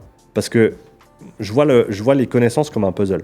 Et chacun construit son puzzle au fur et à mesure de la vie. Des fois, tu retournes des pièces, t'as aucune idée d'où elles vont aller, mais ça veut pas dire que tu les jettes à la poubelle. Non, tu les laisses parce qu'il te manque peut-être 5-6 pièces pour connecter en fait ça. Des fois, tu développes ton petit îlot là-bas avec, je sais pas, le corail dans la mer là. Ou alors t'as un gros poisson dans l'eau du puzzle qui est tout seul dans le bleu, mais le bleu il est énorme, tu sais pas où il va. Bah tu le laisses flotter un petit moment, tu le jettes pas à la poubelle. T'attends d'avoir les pièces pour le connecter. Et je pense que c'est cette patience aussi qui manque, le fait de se dire accepter de ne pas comprendre. Les gens, ils veulent la certitude aujourd'hui. Ils veulent être sûrs de trucs parce que ça fait peur de ne pas savoir. Ça fait peur de dire je ne sais pas ou je ne suis pas sûr ou je ne sais pas encore. Mais on dit c'est instrumental. Si tu veux vraiment aller au fond de quelque chose, il faut accepter de se dire là, je n'ai pas encore tout compris et je peux garder ça en tête de manière incertaine jusqu'à ce que je trouve des informations pour compléter mon puzzle. Et un jour, tu as la pièce qui tombe, tu sais, la pièce qui vient du ciel et qui vient tout mettre ensemble. Et ça, c'est des moments qui sont géniaux dans l'apprentissage. Mais je pense que tout le monde se bat avec leur pièce de puzzle en disant « Non, ça, c'est la bonne. Ah non, ça, c'est la bonne. » Alors qu'en fait, il faut toutes les mettre ensemble. Et une fois que tu arrives à organiser les choses, là, tu commences à comprendre un petit peu comment ça fonctionne. C'est pas un peu un problème sociétal qui est lié au... Parce que, au final, avant, moi je repense à quand je faisais mes études, tu vois, où les mecs qui faisaient figure d'autorité, c'était un Poliquin, par exemple, ou Thibaudot, il est toujours de ce monde, mais Thibaudot, il se dit lui-même disciple de Poliquin, donc... Mais il y avait 2-3 références, tu vois, il y avait 2-3... Comme la génération encore avant, bah, t'avais Cometti, t'avais Zaturski, des mecs comme ça, tu vois. Mais tu te référais à 5, 6, 10 mecs que tu pouvais placer sur une map, tu sais, comme une carte de Street Fighter, quoi, tu vois, t'avais lui là, machin, tu vois. Aujourd'hui, avec les réseaux, tout le monde s'offre sa tribune, Bien sûr. sans n'avoir publié rien, ou etc. Et du coup, effectivement, je suis d'accord, les gens ont plus la patience d'apprendre, mais c'est parce que finalement, là où avant tu creuserais, bah, tu scrolles en fait maintenant, si tu veux. C'est-à-dire que la vidéo, elle te paraît peut-être intéressante mais compliquée, peut-être au point de te toucher dans ton ego, de te dire j'ai rien compris, je suis un mongol. Ben, au lieu d'approfondir quelle est la démarche saine et la bonne démarche, bah, tu vas zapper finalement, tu vois, et jusqu'à chercher peut-être quelqu'un avec lequel tu auras l'impression d'avoir une familiarité, soit dans le langage, soit dans le niveau d'accessibilité des connaissances qu'il va délivrer, ou vu que tu vas comprendre, que ça te paraîtra moins compliqué que le mec d'avant, tu vas te dire, ok, lui, il me parle. Enfin, en tout cas, j'adhère à son groupe. Tu t'identifies. Voilà, aussi, tu te dis, ah, ok, d'accord, là, je suis d'accord. Bien tu sûr. vois. Juste parce que les éléments de langage, la syntaxe, le verbe, enfin, tu vois, vont matcher un peu plus avec ton niveau de connaissance actuel. On en revient au fait de savoir discerner la personne des idées que la personne promeut et que ces deux choses sont pas pareilles. Et que forcément, ça va de pair, mais c'est un diagramme de Venn. Il y a une zone de superimposition au milieu où les deux cercles se touchent. Mais il y a aussi une partie à gauche, une partie à droite. Il y a la personne, il y a les idées. Et Ça se dissocie selon toi? Il faut dissocier? ben, il faut faire la part des choses, comme on dit. C'est-à-dire qu'il faut pouvoir dire, ben, ce gars, je l'aime pas trop en termes de personne qu'il est ou dans certaines choses qu'il dit. Par contre, il a des idées qui sont vachement intéressantes sur ça, ça et ça. Et dans l'autre sens, tu peux dire, ah ouais, j'adore ce type d'un point de vue personnalité, communication, énergie, etc. Par contre, il dit vraiment de la merde sur ça, ça et ça. Et je pense que ça te permet d'avoir aussi des nuances de gris. On en revient au on-off de tout à l'heure. Oui, tu peux être on-off en disant je prends tout ou je prends rien de cette personne parce que je l'aime pas, ou parce que l'information me va ou parce qu'elle me va pas. Mais tu peux aussi être quelque part entre les deux. Alors, ça prend plus de travail parce qu'il faut trouver de la nuance et te faire ta propre idée sur la question. Hein, on en revient à ça. Est-ce que tu prends quelque chose que quelqu'un a dit à 100% sans questionner quoi que ce soit parce que c'est la personne que c'est, ou parce que cette idée correspond avec ce que toi tu penses, donc ça te valide, donc tu adhères, ou alors est-ce que tu analyses l'information, tu essaies de voir les biais que la personne peut avoir de par son passé, de par ses expériences, peut-être manque d'expérience dans certains domaines, et que tu essaies de confronter encore une fois les idées qu'elle apporte avec ton champ d'idées, ton puzzle à toi, pour déterminer, ok, ça colle, ça colle pas, ça colle, la manière dont il dit ça, moi j'aime pas trop, mais bon, on comprend parce qu'il a tel ou tel passif. Donc, si tu veux vraiment comprendre quelque chose, il faut aller à ce niveau-là de détail, à mon avis. Tu peux pas juste rester sur le « je l'aime, je prends tout », je l'aime pas, je prends rien. Parce que, alors, c'est beaucoup trop réducteur. Et tu vas perdre en fait une masse d'informations incroyable et très très importante si tu penses comme ça. Et alors, je suis vraiment d'accord avec toi, mais est-ce qu'on n'aurait pas tendance aujourd'hui, quand des gens passent un certain stade de célébrité, qui est de validation, qui aujourd'hui est matérialisée par de l'audience, des followers, des abonnés. On parlait tout à l'heure de Huberman, par exemple, tu vois. Ou Peter Attia, ou des gars comme ça qui sont dans le biohacking, tu vois, l'optimisation un peu de la santé. Est-ce que ces gars-là, ils n'ont pas, de par leur following atteint, est-ce ils sont pas validés du coup par la masse de fait de cette extrême audience qui fait qu'ils sont plus re-questionnés derrière? Oui, mais à tort. Oui, à tort. Est-ce que quand t'as atteint un tel level d'indiscutabilité dans ton domaine, est-ce que selon toi, on peut arriver à dire que ce mec-là fera quoi qu'il arrive figure d'autorité? Personne n'est au-dessus du fait d'être questionné. Et encore une fois, tant que le questionnement il est fait de bonne foi, avec l'intention de comprendre, et sur des bases en termes de réflexion qui sont cohérentes. Si tu peux apporter quelque chose qui a du sens, et que tu peux justifier, et que tu peux expliquer par A plus B, et qui contredit quelque chose que un grand ponte de X ou Y discipline a dit, ben, au moins ça vaut la peine de se pencher sur la question et de se dire « Ah, c'est intéressant, est-ce que peut-être qu'il y a quelque chose qui est à mettre à jour ou à modifier ou à changer ?» Et je pense que le fait justement d'élever des gens à des niveaux, à de tels niveaux qui sont intouchables, bah ça, encore une fois, ça tient de la religion plus qu'autre chose. Quand quelqu'un est au-delà de toute critique, bah t'es plus dans une démarche scientifique, t'es plus dans une démarche de réflexion. Il faut pouvoir questionner les gens qui partagent de l'information. Ça m'évoque le milieu hospitalier, par exemple, tu vois, où j'imagine un interne qui peut-être est vraiment doué dans son domaine d'internat, dans sa spé médecine, qui éventuellement verrait que son chef de service, donc qui est en général le professeur, tu vois, qui a 70 balais, machin et tout,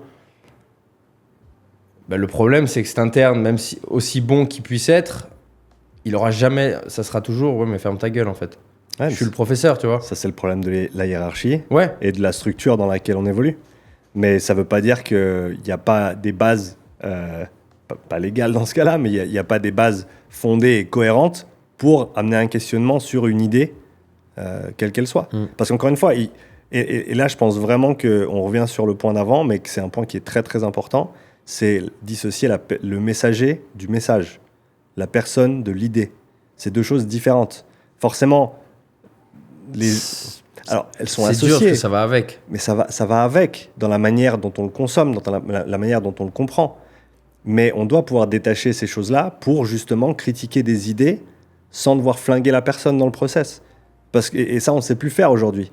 On ne sait plus dire avec respect, je suis d'accord avec ça, faire un shit sandwich, comme on dit dans la parlance. Quand tu veux faire une critique à un client ou quelqu'un que tu coaches, tu leur fais un petit compliment, tu places le petit retour négatif, puis après tu leur redonnes une dose de positif derrière, shit sandwich, ils sont contents, tu vois. Ben, on peut être pas d'accord avec quelqu'un sur un point, mais être quasiment complètement d'accord sur tout le reste. Mais aujourd'hui, juste parce que tu n'es pas d'accord sur un point, tu vas dire que l'autre personne, c'est une personne terrible parce que tu es d'accord avec rien du tout et parce qu'elle dit de la merde, tu vois. Et ça, je pense que vraiment, il faut qu'on apprenne à dissocier ces choses-là pour qu'on puisse se mettre dans des positions où on peut questionner les idées, pas les personnes. C'est pas, à mon avis, c'est pas ça la question. C'est pas questionner la personne. C'est pas questionner le messager, c'est questionner le message.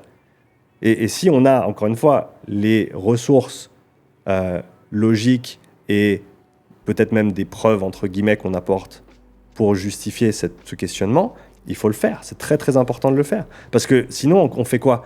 On bouge plus parce qu'un tel a X... Tu passes X followers et on peut plus te poser de questions parce que tu es meilleur que tout le monde. Et encore une fois, juste parce que tu es un ponte dans un domaine, veut pas dire que tu sais tout sur tous les autres domaines. C'est même bien souvent pas le cas. Et ça on en connaît. Fort heureusement, bien sûr. Ouais, exactement. Donc, faut faire très très gaffe avec ça. Et il faut vraiment, dans le respect de la personne, pouvoir questionner les idées qu'elles apportent. Et moi, c'est quelque chose que j'encourage absolument tout le monde à faire envers moi d'abord, parce que je sais que je transmets beaucoup et que je parle beaucoup de certaines choses. Si vous n'êtes pas d'accord avec ce que je dis, venez m'expliquer pourquoi. Parce que invariablement, on va apprendre de cet échange. Surtout si c'est fait de bonne foi. Le but, c'est pas de pointer du doigt et de dire toi t'es nul, moi je suis bon. Si tu le viens avec cette démarche-là, ben moi ça m'intéresse pas, bien entendu. Mais si tu me dis, Sean, ça j'ai trouvé intéressant, ça colle avec mon expérience là-dessus, mais par contre, sur X points, moi j'ai vu ça, et en plus de ça, sur le terrain, j'ai plutôt vu ça. Donc qu'est-ce que t'en penses, vu que ça contredit tel point que tu avais mis en avant? Ça, c'est constructif. Moi, je vais devoir réfléchir, je vais devoir argumenter. Si je peux pas l'argumenter, bah, y a un trou dans mon puzzle. Ouais. Donc, ça me complète forcément mon puzzle. Je complète le puzzle de la personne via l'échange. Tout le monde gagne. C'est win-win. Et je pense qu'il faut qu'on apprenne à faire ça mieux parce qu'on ne le fait pas assez. Et on grandit tous au travers de ces conversations. Tant bien même qu'elles peuvent être difficiles des fois et qu'il y a des frictions, etc. Parce que l'ego vient forcément s'attacher à l'idée. Hein. L'ego du messager, souvent, vient attacher à l'idée. Ce qui fait que quand tu attaques l'idée, l'ego se sent attaqué aussi. Donc ça coince. Hein, on en revient à cette hiérarchie de dire toi t'es personne, t'es nul, parle-moi pas et t'en sais rien. Tu vois. Alors que je pense qu'il y a plein de bonnes idées qui viennent de gens qui sont pas qualifiés ou qui n'ont pas l'expérience, mais de par leur expérience de vie unique ou leur connaissance ou leur compréhension d'un sujet, peuvent tout à fait pousser quelque chose assez loin dans une direction sans avoir tout le vécu d'un autre et avoir raison.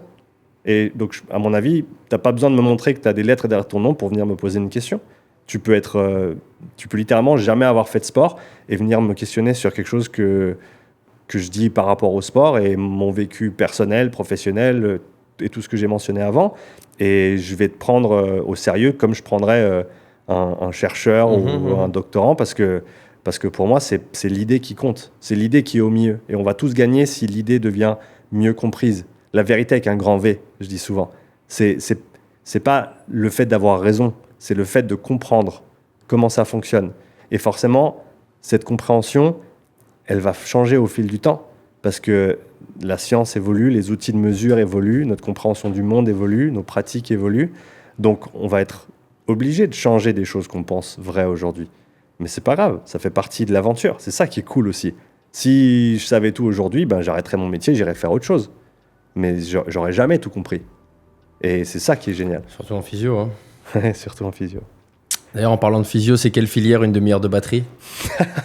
T'es sur quoi comme filière énergétique? C'est la filière faire des nœuds avec ton cerveau pour dissocier les pieds des mains, et c'est très très difficile. Parce que du coup, pour les gens qui comprennent pas, tu t'es polyinstrumentiste, comme on dit? Ouais, mon père était musicien. Ouais. Était guitariste, pianiste, chanteur, composeur. Quel niveau? Il a plusieurs albums que tu peux retrouver sur Spotify, sur Apple Music Ah, tu m'as aussi. pas dit ça. Ouais. Sam Seal, S-A-M. Sam Seal, ok. Espace S-E-A-L-E. Ouais. Registre quoi? Jazz du coup un peu? Musique folk irlandais. Ok. Rock dans le passé et ensuite folk irlandais. Ouais. Et donc j'ai forcément grandi autour de lui avec de la musique dans les oreilles H24. Et papa m'a passé sa passion et son oreille aussi pour la musique. J'ai joué de la guitare avec mon père, j'ai appris à jouer avec lui. Et lui était droitier, moi je suis gaucher. Donc je joue dans le sens d'un gaucher. Mais vu qu'on n'avait que des guitares de droitier à la maison, mon père est droitier, je joue sur une guitare de droitier, donc je joue à l'envers. Okay. Les gens pensent que c'est dingue, mais donne-moi une guitare de gaucher, je sais pas jouer avec. Parce que j'ai jamais joué avec les cordes dans ce sens-là. J'ai juste appris comme ça. Ouais. Parce que mon père était en face, on était assis l'un en face de l'autre. Et moi, je faisais en miroir. Ouais. J'ai appris en miroir, avec mes doigts sur les cordes. Et c'est comme ça que je fonctionne. Et après, j'ai fait du piano étant plus jeune aussi. J'en fais encore un petit peu à mes heures perdues. De temps en temps, tu m'envoies un Final Fantasy. Ouais, Final Fantasy Back to Zanarkand, pour ceux qui ont joué au Final Fantasy X de l'époque. Ça, c'est une de mes... Je pense à mon morceau de piano préféré. Ouais, la soundtrack, elle est chouette, ouais. Elle est vraiment bien. Ouais. Ça se fait plaisir quand les gens ils mettent ce genre de travail dans un jeu vidéo. Ouais. Quand il y a tout un univers sonore, etc., visuel, c'est la BO est beau. Beau. Aussi chiadée que le jeu, ouais. Ouais, c'est clair. Et là, plus récemment, on a fait l'acquisition d'une petite batterie électrique pour la maison, pour mon fils et moi. Et la batterie, c'est quelque chose que j'avais jamais vraiment fait avant, j'avais jamais vraiment pensé.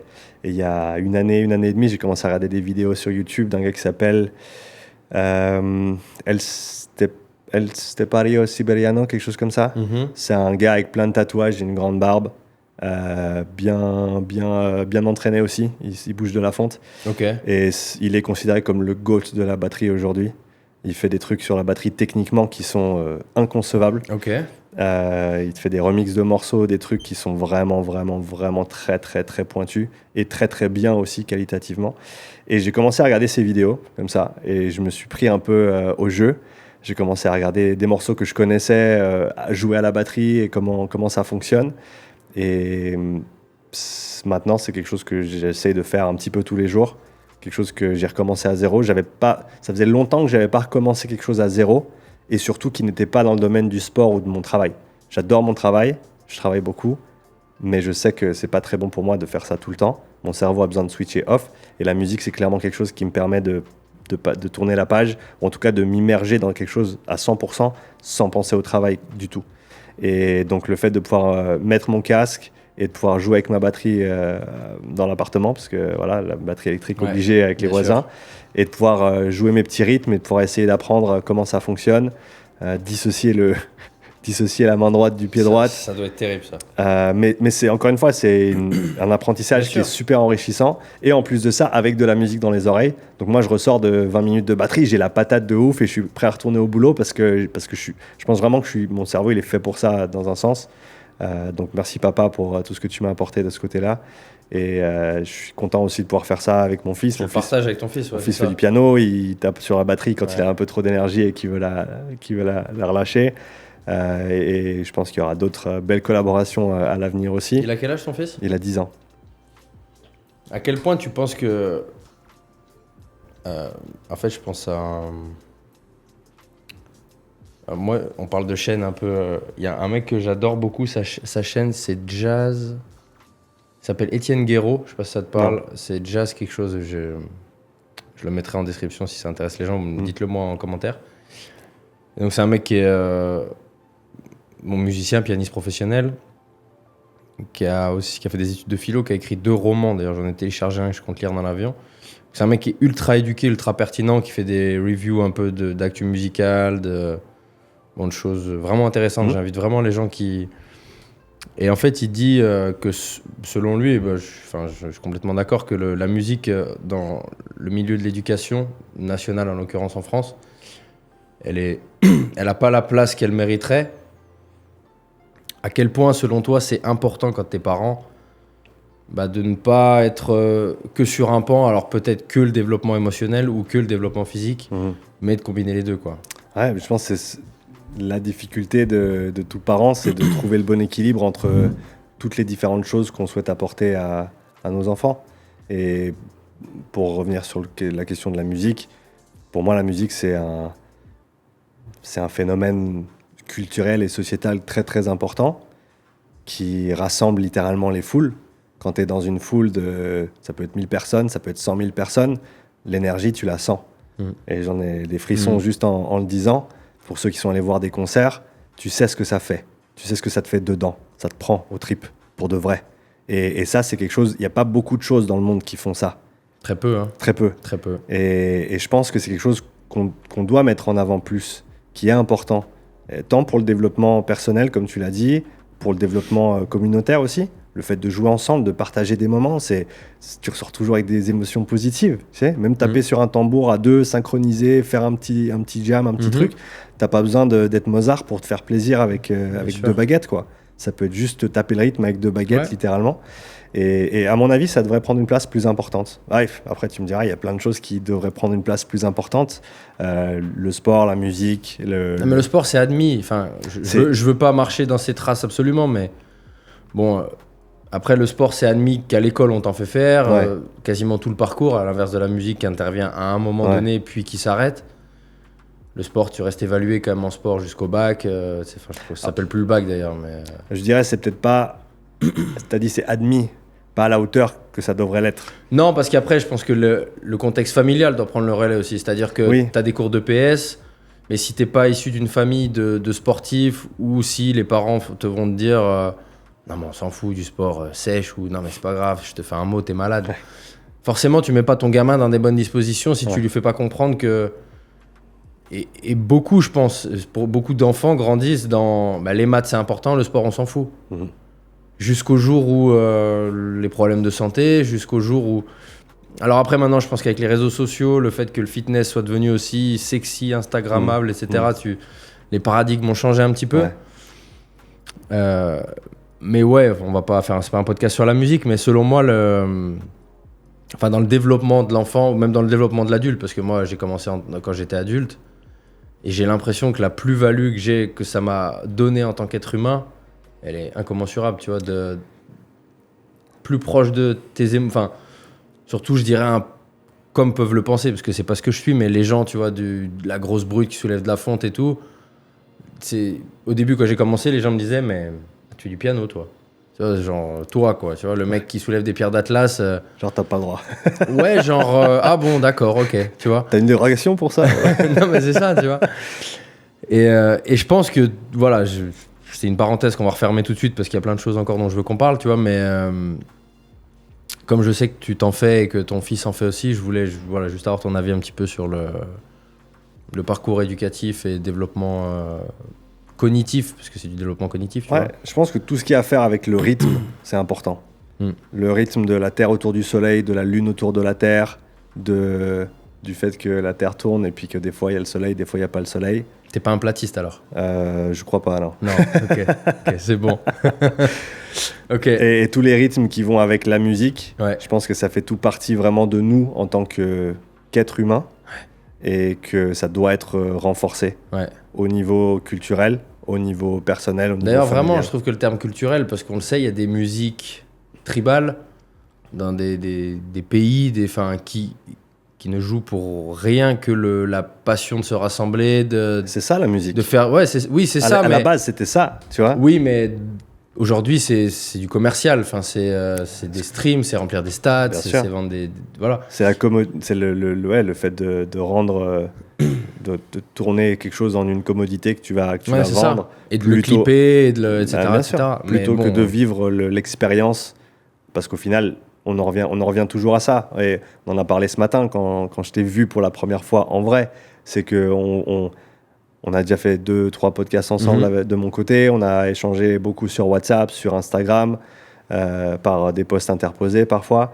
Et le fait est que on se voit pour la première fois aujourd'hui. Et c'est ça qui est important. C'est ces moments de partage. Ouais. On revient à l'humain. Ouais. Tu vois, malgré tout le temps que je passe sur les réseaux et le fait que je gagne ma vie de cette manière aujourd'hui, d'être derrière un écran, c'est pas ma partie préférée.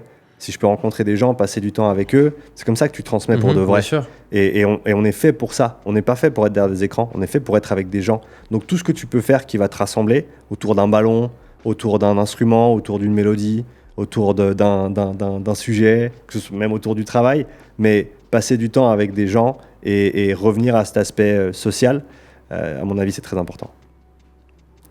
Du coup, tu penses que selon toi, le fait que je fasse du piano, que je cours et que je fasse un peu de muscu, ça fait de moi un mec hybride ou pas? Est-ce que ça fait de moi un athlète hybride ou pas?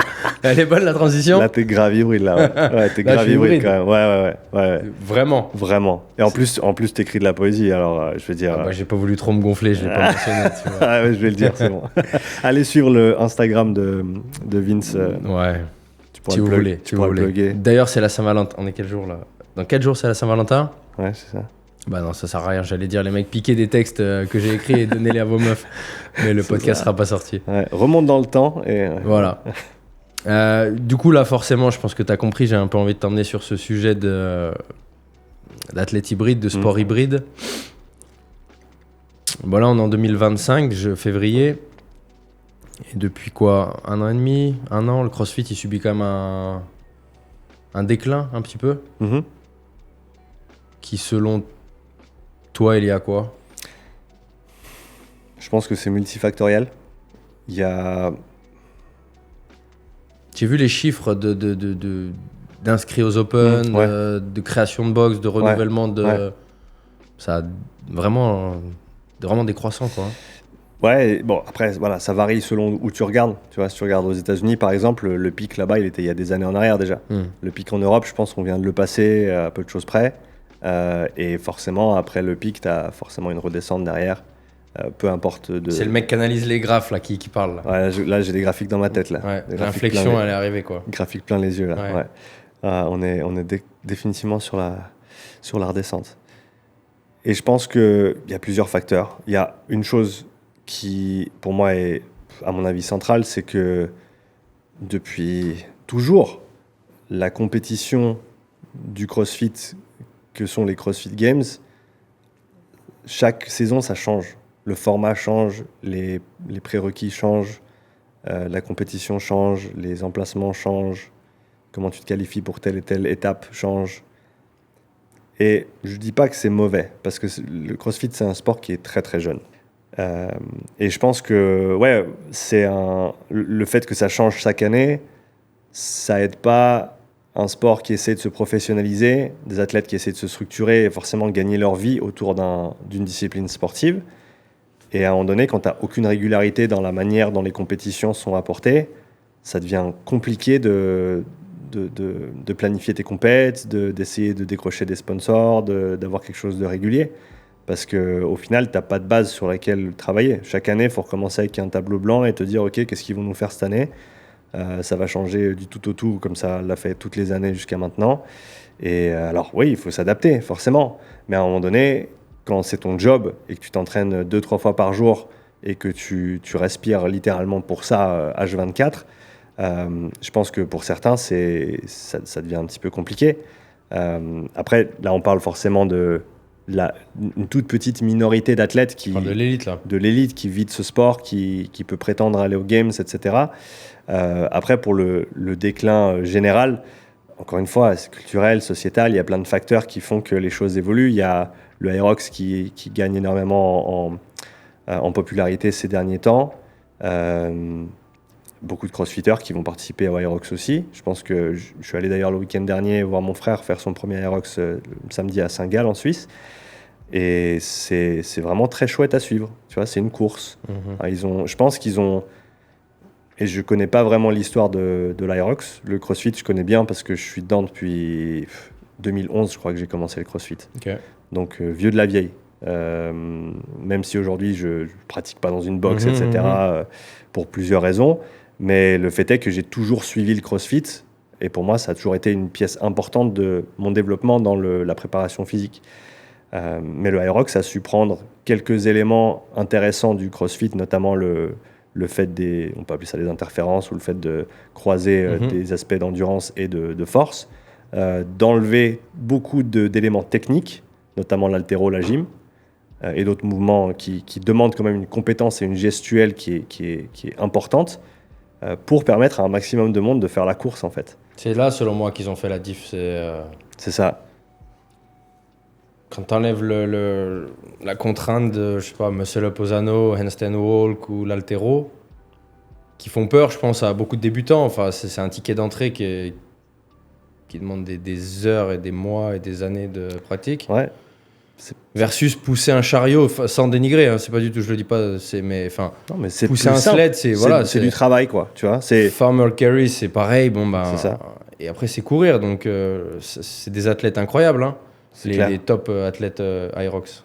C'est clair. Mais je pense que le CrossFit a lassé les gens, à mon avis, tu vois, de par la difficulté, le constant variety, Ouais, il y a peut-être ça, il y a peut-être la manière dont certaines compétitions non sanctionnées CrossFit ont été menées aussi ces dernières années. Avec, malheureusement, l'année dernière, moi, je n'y ai pas participé, mais j'ai eu des échos de plusieurs compétitions en France qui ont littéralement dégoûté les sportifs qui sont allés participer, où tu payes des sommes quand même assez importantes et tu te retrouves à des compètes où tu n'as pas assez de juges, tu es censé recevoir un t-shirt, un truc, un machin, il n'y a rien pour personne parce que ça n'a pas été planifié comme il faut. Et au final, l'expérience, tu m'étonnes qu'après, ils cherchent autre chose ou ils veuillent, tu vois, regarder ce qu'il y a de l'autre côté de quelle autre possibilité il y a pour qu'on exprime en fait tout ce qu'on a développé pendant ces années, mais dans un contexte où ça va être valorisé, tu vois. Et on va en retirer ce qu'on est venu chercher aussi. Et pour parler un peu de l'expérience du week-end dernier, avant ça, pour contraster, je bosse dans le CrossFit, j'ai toujours été dans le CrossFit. Et je ne dis pas que le CrossFit est fini et qu'il n'y a pas de suite, on est d'accord. Je pense que c'est deux choses qui sont complémentaires aussi. Tu vois, rien n'empêche de faire du Aerox pendant une partie de ta saison, puis aller faire du CrossFit pendant une autre partie de ta saison. Je pense que c'est très complémentaire. Mais pour parler de l'expérience Aerox, j'ai passé le samedi là-bas à regarder mon frère et d'autres amis qui participaient aussi. C'est vraiment une fun expérience. C'est très très clair. Tu as des gens qui courent, qui font 2 tours et demi, 3 tours. Après, ils rentrent dans le truc, ils font leur premier exo. Toi, tu peux aller les voir. Après, ils ressortent, ils font leurs 3 tours. Tu vas les encourager. Après, tu passes à la deuxième station. Pour le public, c'est plus compréhensible.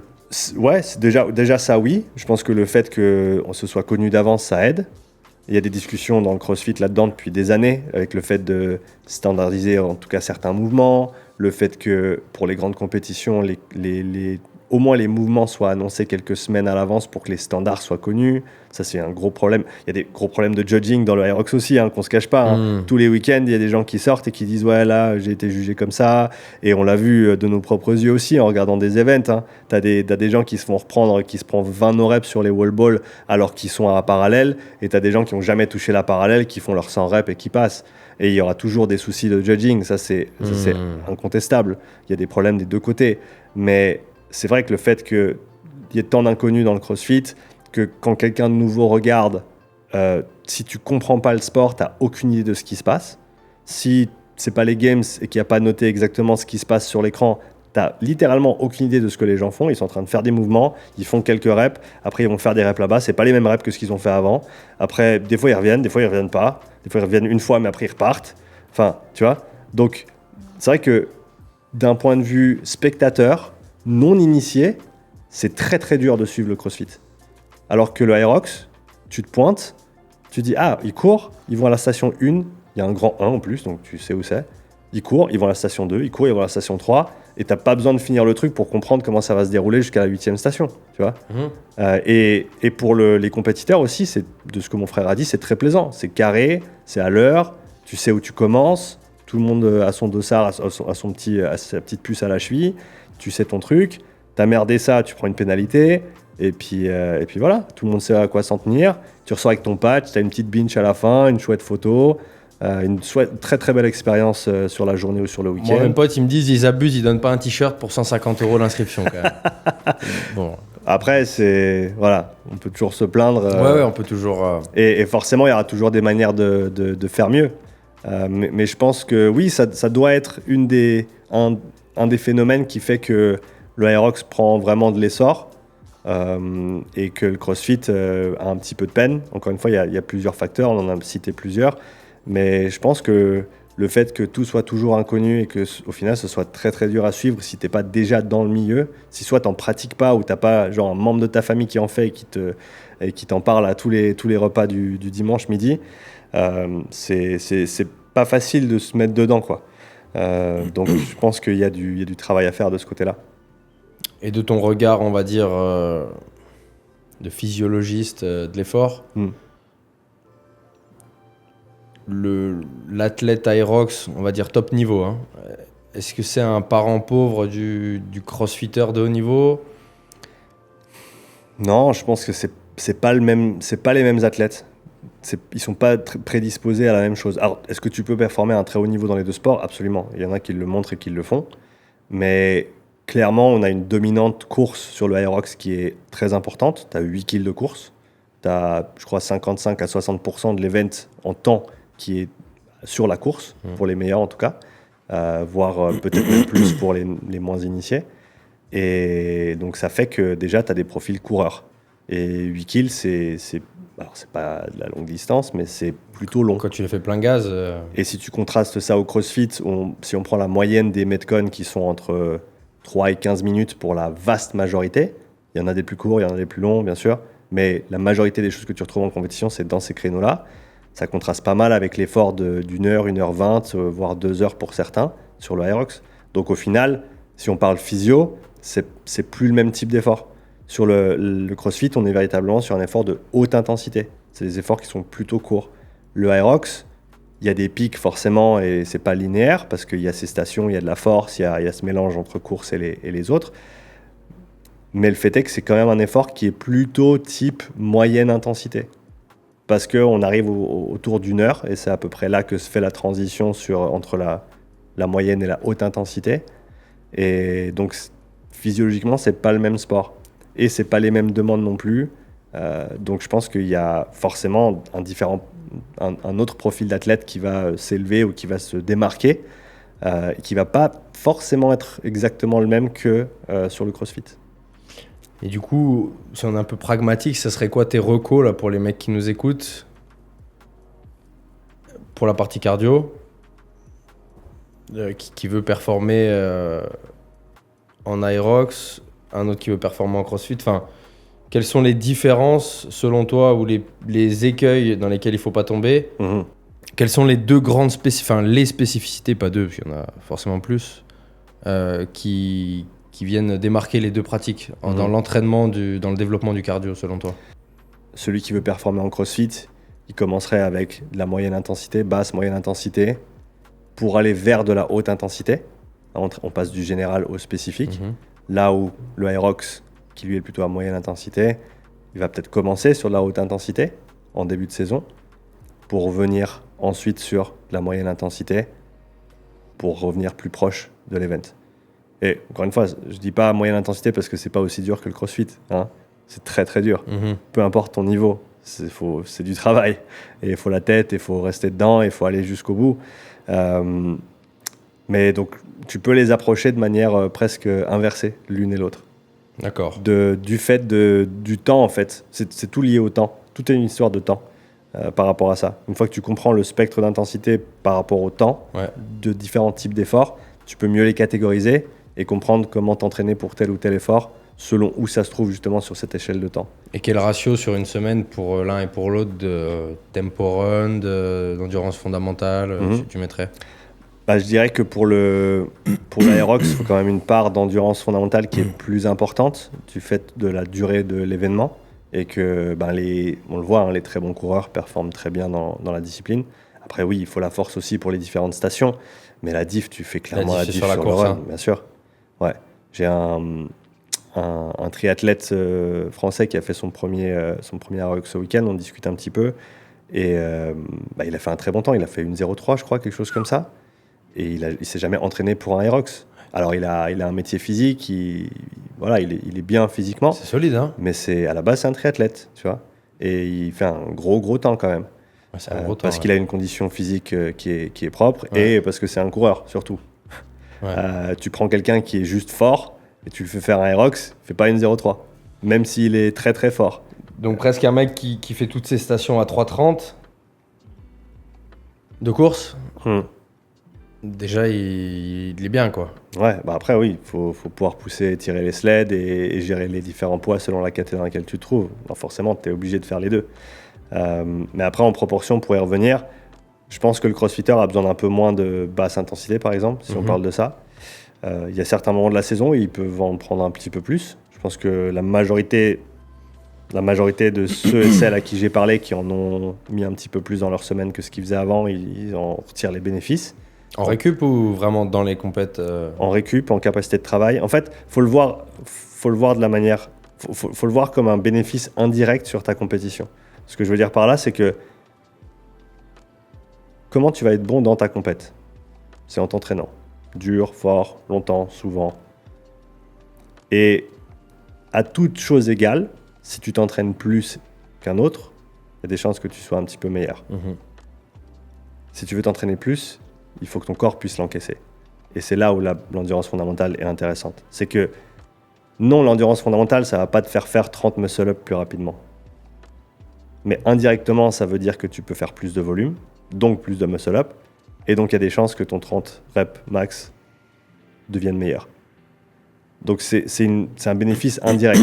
C'est de la PPG, littéralement. Ouais. C'est devenir meilleur physiquement en tant que sportif, d'abord, en tant qu'athlète généraliste, plutôt que technicien spécifique dans une discipline. Donc c'est sortir un petit peu de cette ultra spécificité dans laquelle je pense beaucoup de sportifs et notamment beaucoup de crossfitters se trouvent. De par la complexité de la discipline, je l'accorde complètement, comme le MMA par exemple. Alors que normalement, le crossfit, c'est l'antithèse de la spécificité. Alors ça l'était jusqu'à ce que ça devienne un sport. Ça, on n'en parle pas assez. De cette bifurcation de la méthodologie ou de la philosophie de CrossFit, qui à la base est une méthode d'entraînement, une philosophie d'entraînement, une philosophie qui est très minimaliste. Si tu lis les premiers articles du journal CrossFit de Greg Glassman, c'est pas qui peut bouffer le plus de volume en un week-end. C'est quelle est la dose minimale effective pour progresser en utilisant des modalités variées, en croisant les choses et en essayant de progresser avec le minimum de doses possible. Avec le but ultime, il y a quoi tout en haut de la pyramide du CrossFit? C'est le sport. Le sport, c'est quoi? C'est pas le sport du CrossFit. C'est le sport que tu pratiques et dans lequel tu mets à profit toutes les qualités physiques que tu as développées dans le CrossFit. À la base, c'était un outil de prépa physique, c'est ça qu'on est en train de dire. À la base, c'est un outil de prépa physique générale et de développement de la santé. Voire une méthode de prépa physique. Méthode, Exactement. outil, tu peux les appeler. Exactement. Ouais. Et le jour où c'est devenu un sport, il y a une bifurcation et c'est deux choses différentes. Il y a la philosophie qui reste, la philosophie de préparation générale, minimaliste, etc. Pour ensuite mettre à profit ces qualités dans ton sport. Et il y a le sport du CrossFit. Sauf que on n'a pas revu notre pyramide et nos priorités quand on est passé sur le côté sport. On s'est dit, c'est de la PPG, puis je fais de la PPG tout le temps, donc j'ai pas besoin de faire de la PPG. Sauf que quand tu te retrouves à faire que des thrusters, que des tractions, que des ci, que des ça, parce qu'au final, oui, c'est constamment varié, mais tu sais les 30 mouvements qui vont sortir. Tu sais là où tu dois être performant en compétition. Et donc au final, tu te retrouves à faire que ça. Et parce que, comme le MMA par exemple, c'est multidisciplinaire et il y a plein de choses techniques à apprendre, ça prend beaucoup de temps, c'est très chronophage. Et donc tu te perds en fait dans ce petit écosystème de tes 30 mouvements et de toujours devoir faire ça. Et tu oublies de sortir et de faire des trucs qui n'ont rien à voir avec le CrossFit, qui est vraiment le point important de la préparation physique générale. C'est que c'est pas ton sport, mais c'est fait pour ça. Quand les Russes, ils allaient courir dans les champs, ils allaient faire des agrès, des trucs, alors que c'est des haltérophiles, ben, c'est pas parce que les agrès vont faire en sorte que ton ARM sur le squat il soit meilleur comme ça. Non, c'est parce que tu veux d'abord être un athlète complet et ensuite être un spécialiste. Mais je pense que le compétiteur CrossFit qui s'est lancé dedans, ben, souvent est resté coincé en fait dans cette spécificité. Et l'endurance fondamentale, parmi d'autres disciplines aussi, hein, c'est une manière de sortir de cette spécificité, de faire des types d'efforts qui ne ressemblent absolument pas à ton sport, mais qui vont être bénéfiques. Santé, performance, etc. Donc, prendre, on va dire, un regard un peu plus large sur la préparation physique, la préparation sportive, et comprendre ces différentes phases, comprendre l'importance des différentes phases. Et ça, je pense aussi que c'est quelque chose une conversation qu'on doit avoir plus souvent. C'est comment tu organises ta planif sur l'année. Tu vois, les gens qui ont une semaine qui se ressemble exactement 52 semaines dans l'année, bah, ça va marcher un moment, jusqu'à ce que ça ne marche plus. Puis après, quand ça commence à plateau, bah, tu as beau répéter encore la même chose, ton corps il a compris, ton corps il veut plus, ton corps il va pas aller plus loin. Donc, il faut savoir changer au bon moment, selon tes objectifs, selon tes échéances. Et forcément, ton entraînement il va pas ressembler toujours à la même chose. Et le discours, il n'est pas aussi pareil selon si tu es débutant ou si ça fait 10 ans que tu fais du CrossFit. Parce que si ça fait 10 ans que tu fais du CrossFit, tu peux te permettre de faire 4 mois sans faire un muscle-up. Parce que quand tu vas revenir sur la barre, ça va être un peu dur au début, mais après 2 semaines, c'est bon. Ouais, le schéma moteur reste là quand même. Exactement. Alors qu'un débutant, il a besoin de tout faire. Donc je dirais que le débutant, il peut faire du CrossFit très souvent, même peut-être toute l'année. Parce qu'il a besoin de développer ses compétences techniques. Mais une fois que tu as acquis le technique et que tu es juste, je dis ça avec tout le respect du monde, hein, sur du développement de capacité dans ces différentes expressions de mouvement, c'est plus le même jeu en fait. Et ça, je pense que c'est aussi une transition qui est difficile. C'est passer de je m'entraîne en CrossFit et je progresse en faisant que du CrossFit à ok, maintenant je progresse un peu moins donc j'en fais un peu plus, ok, je reprogresse de nouveau. Maintenant je progresse un peu moins donc j'en refais un peu plus, ok, je progresse de nouveau. Mais il y a un moment donné, juste faire plus de la même chose, c'est plus suffisant pour progresser. Il faut commencer à faire différemment. Mais pas différemment pour toujours. C'est pas va courir des marathons puis arrête le CrossFit. C'est développe ton endurance, développe ta force max, développe certains aspects techniques en gym, etc. pour ensuite venir les retranscrire dans le CrossFit.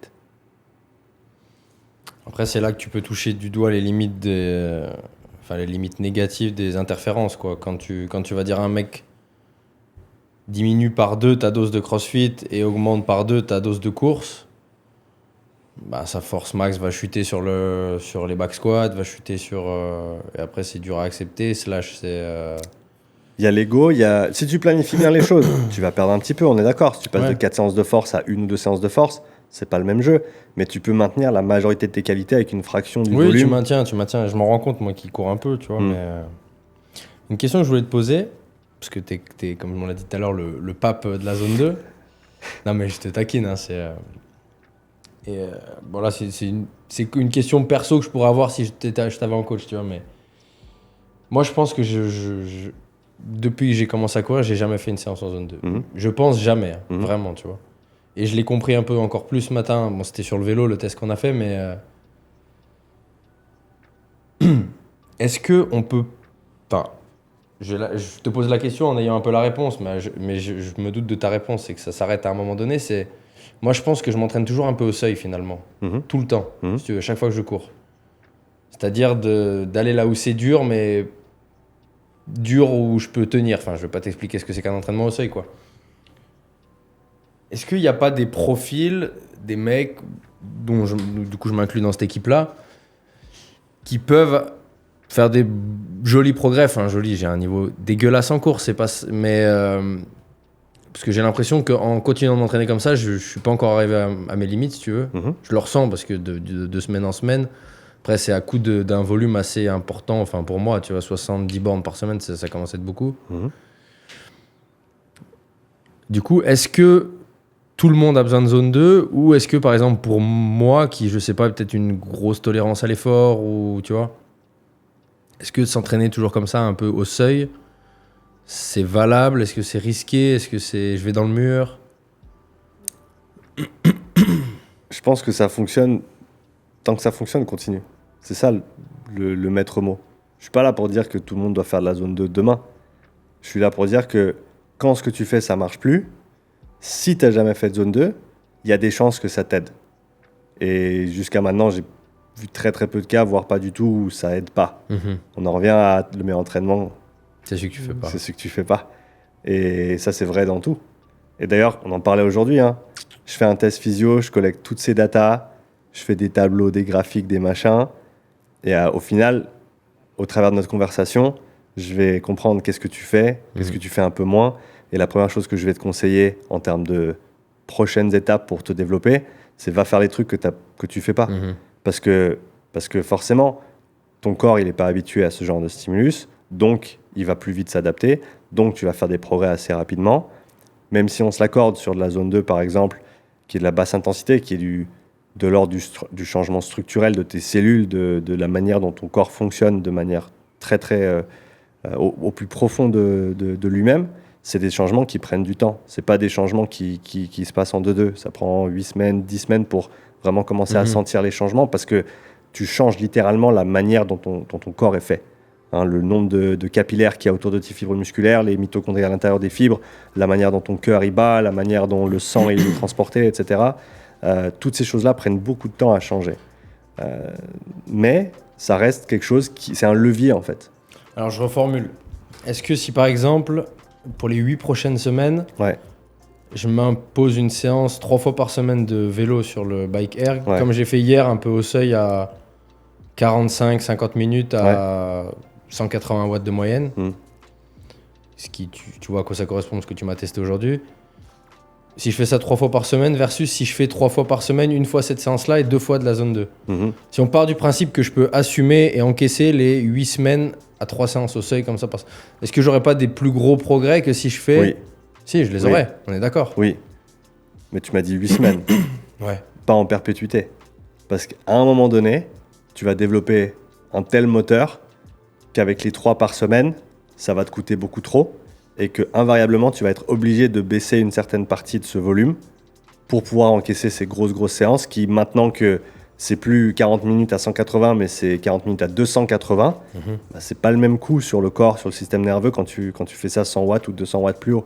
Donc forcément, quand tu commences à monter de niveau, tu es obligé de décider parce que tu peux plus tout faire à la même hauteur. Mais encore une fois, si c'est un entraînement que tu n'as pas l'habitude de faire, sur les premières semaines, tu as de la marge devant toi. Tant que ton corps il peut récupérer, tu vas pouvoir y aller, tu vois, jusqu'à ce que ce soit trop ou ce soit plus suffisant.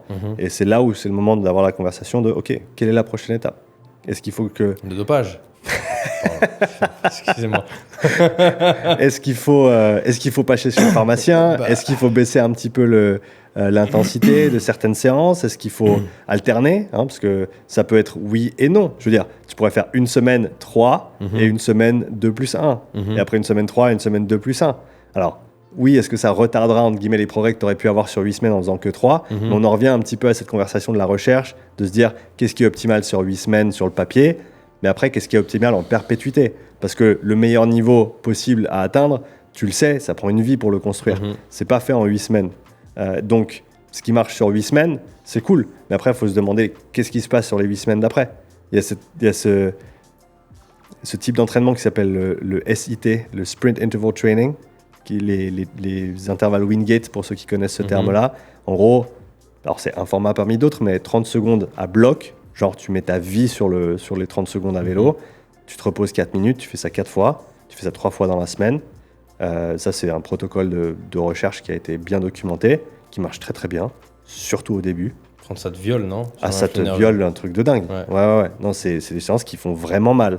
Si t'as envie de tester un truc difficile, vas-y, mais viens pas pleurer après parce que tu vas le sentir. Ça marche bien, mais... Tu peux le redire aux gens là? Ouais, 30 secondes à bloc. Ouais.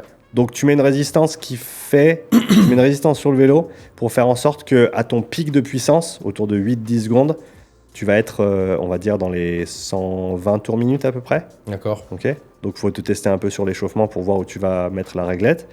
Et donc t'envoies à bloc dès le départ. Donc ça se passe bien pendant 8 secondes. Après, tu as 4-5 secondes où ça descend un petit peu. Et après, tu es vraiment dans le dur jusqu'à la fin des 30. Et le pire en général, c'est même pas l'effort, c'est 2-3 minutes après, quand tu as vraiment l'acidose qui s'assied dans les jambes et tu as vraiment les jambes qui font mal. Mais tu fais ça 4 fois Et encore une fois, tu répètes ça 2-3 fois dans la semaine. C'est l'équivalent de faire du sous-max en muscu, du 1RM, quoi. Au vu de la récup que tu prescris, des 4 minutes, des choses comme ça. Ouais, c'est quelque chose comme ça, ouais. C'est quelque chose comme ça. Mais ouais, métaboliquement, là où la force va être plutôt côté neuromusculaire, nerveux, là, on est vraiment sur le côté métabolique. Ouais. Et tu t'attaques tout, quoi. Alors, ça marche très bien, mais le potentiel de développement dans le temps est le plus faible si tu compares ça à de la haute intensité et si tu compares ça à de la basse intensité. En gros, ce qui prend le plus de temps à se développer, c'est de la basse intensité, mais le potentiel de développement dans le temps, c'est le plus élevé de tous. La haute intensité, c'est entre les deux. Donc, forcément, tu vas plus vite progresser au début, mais pareil, ça va s'aplatir dans le temps un petit peu plus rapidement que l'endurance fondamentale. Et finalement, le SIT, où tu as des très bons progrès très très vite sur les premières semaines, mais ça s'aplatit très très vite. Et je te garantis que tu fais pas ces séances 3 fois par semaine pour le reste de ta vie, parce que sinon, tu arrêtes le sport. Il y a un coach norvégien, Olav Alexander, tu connais, je pense. Ouais, je l'ai vu sur le podcast. Ok. Qu'elle est un peu un peu à l'antagoniste de ce que tu dis. Enfin, pour lui, la zone 2, c'est pas. Mais en se faisant l'avocat du diable, ce qu'il dit, c'est que si c'est aussi populaire à l'heure actuelle, c'est aussi parce que c'est quelque chose qui est facilement prescriptible par les coachs aux clients athlètes, en sachant qu'il n'y a aucun risque de les péter, et que du coup, tu peux leur donner beaucoup de volume. C'était au milieu d'une interview où il faisait autant l'apologie qu'un petit peu de mettre de frein sur ce qui était dit sur la zone 2. Et que selon lui, voilà, la zone 2, oui, mais c'est pas non plus magique comme... C'est à la mode. C'est clairement à la mode. Comme le HIIT était à la mode il y a 15 ans en arrière. Que les gens comprennent, zone 2 et endurance fondamentale, c'est pareil. Ouais, on peut mettre un signe égal à côté. Sauf que zone 2, c'est plus anglo-saxon. Zone 2, comment on va le dire? Honnêtement, ça se dit beaucoup en français aussi, donc je dirais que c'est encore une fois 2 termes différents pour dire la même chose. Okay. Un des grands problèmes du monde de l'endurance. Il y a plein de termes pour dire pareil, mais on se bat sur des technicalités alors qu'il n'y a pas à faire. Mais oui, c'est clairement à la mode. Et dans 10 ans, il y aura la mode du HIIT parce que les gens ils seront partis à faire que de la basse intensité, puis ils se diront oh putain, je suis lent, j'arrive plus à avancer. Ben ouais, parce que tu fais que ça. Plus de fibre type 2. Ouais, c'est ça. Tu t'es tourné en une grande fibre de type 1 et tu peux plus générer de force, plus rien, t'as perdu tous tes biceps et c'est fini quoi. Putain, c'est mon cauchemar. Ah non, alors fais pas de zone 2, tu vas perdre tous tes biceps, c'est dangereux. Mais je fais pas de zone 2, je te l'ai dit. On en revient au fait de réfléchir de manière globale à l'entraînement, d'équilibrer les différentes choses, de travailler ta force et de travailler de l'endurance fondamentale et de travailler tes intensités et de travailler ou de travailler ton seuil selon la phase dans laquelle tu es, ou alors les deux même selon la programmation que tu as. Mais arrêtez d'opposer les choses qui ne sont pas opposables. On n'oppose pas de la haute et de la basse intensité. C'est des choses qui sont complémentaires, qui travaillent ensemble. Ouais, mais on oppose à tort l'aérobie et l'anaérobie.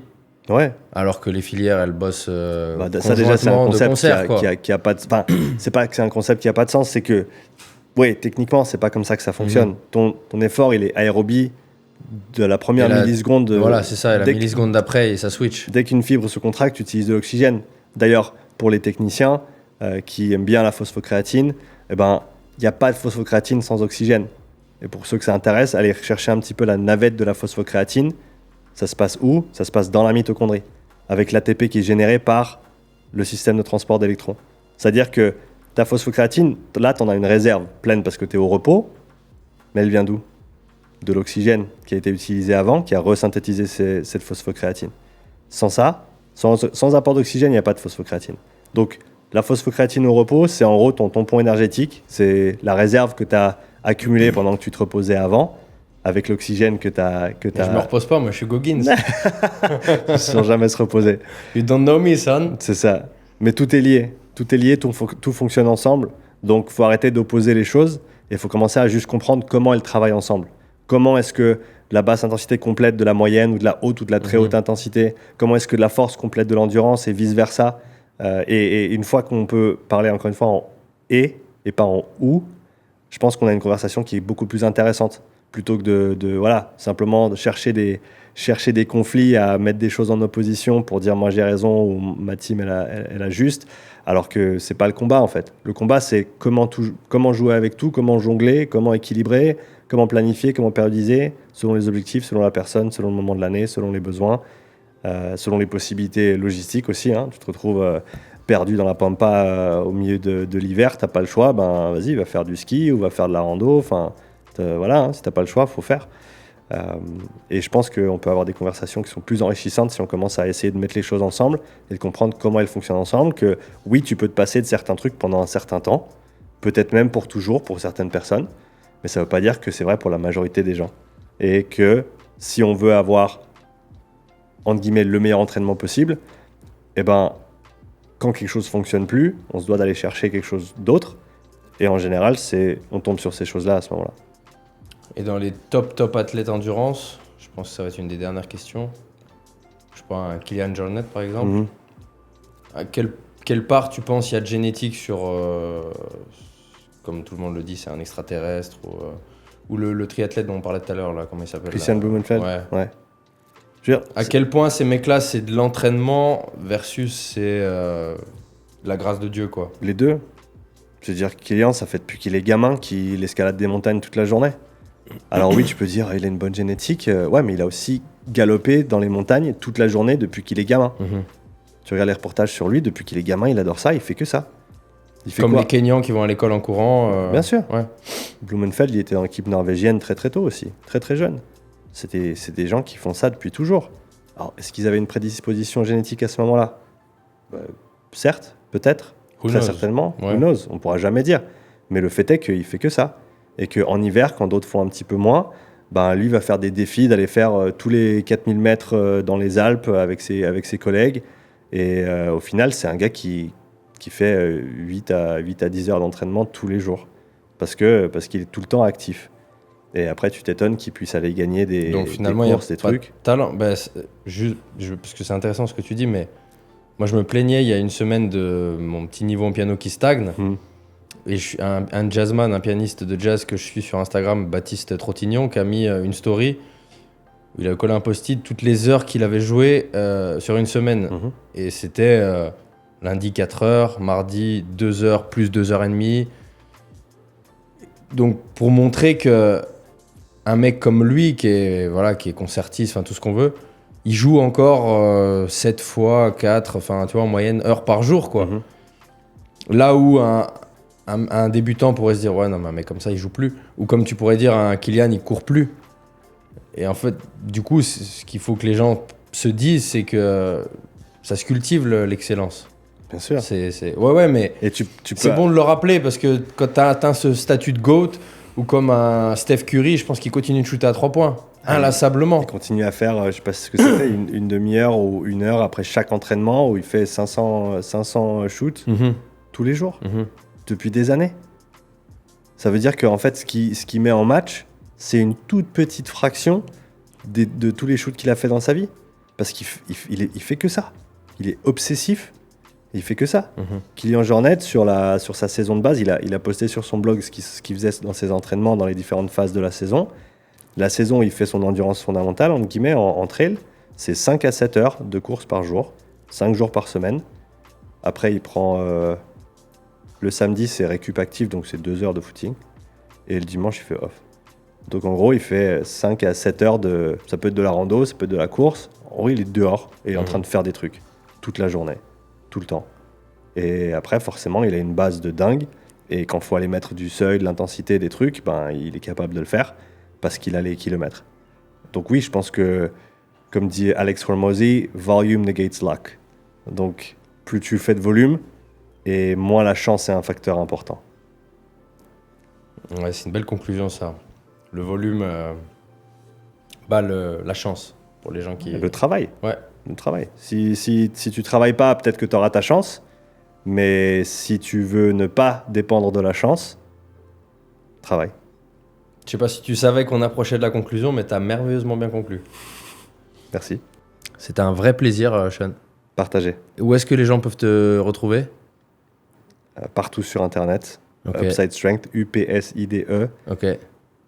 STRENGTH. Ok. Instagram. Évidemment, il y aura le lien dans la description. Instagram, YouTube, podcast, où vous voulez. Ils peuvent te contacter donc pour faire ce qu'on a fait aujourd'hui, des tests de cardio, on va appeler ça vulgairement. Test d'effort, voilà.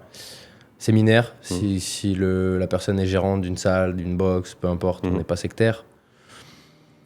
Moi, je vous recommande vraiment, les mecs de Boss Action. J'ai expérimenté du coup aujourd'hui un test de VO2 sur vélo. C'était génial. J'ai assisté à Sean aussi en train de travailler sur de mettre le test à l'œuvre. Comme m'a dit la personne avec qui il l'a fait, on voit que c'est pas ton premier, c'est vraiment un pro. Il sait de quoi il parle, il sait ce qu'il fait. Et c'est bien parce que les réseaux peuvent des fois donner de la légitimité à des gens qui n'en ont pas. Et moi, je peux vous le dire, c'est que la légitimité qu'il a sur les réseaux, elle est décuplée, amplifiée quand on le voit travailler en vrai. Et voilà, c'est toujours... c'est génial de voir quelqu'un de très bon at his craft en vrai, tu vois, travailler. Donc, ça me touche beaucoup, merci. Non, mais je le pense. Voilà, donc moi, je vous remercie. À titre perso, les mecs, tout ce que je vous demande, c'est de vous abonner à la chaîne. C'était une reprise, les podcasts avec Sean. Ça fait longtemps que je n'en avais pas tourné par procrastination, manque d'invités, un peu un mix de tout. Donc je suis vraiment content d'avoir remis le pied à l'étrier avec toi. Moi les gars, je vous invite à aller voir ce que c'est que Attitude 60. C'est marqué sur mon t-shirt. Je vous mets le lien dans la description.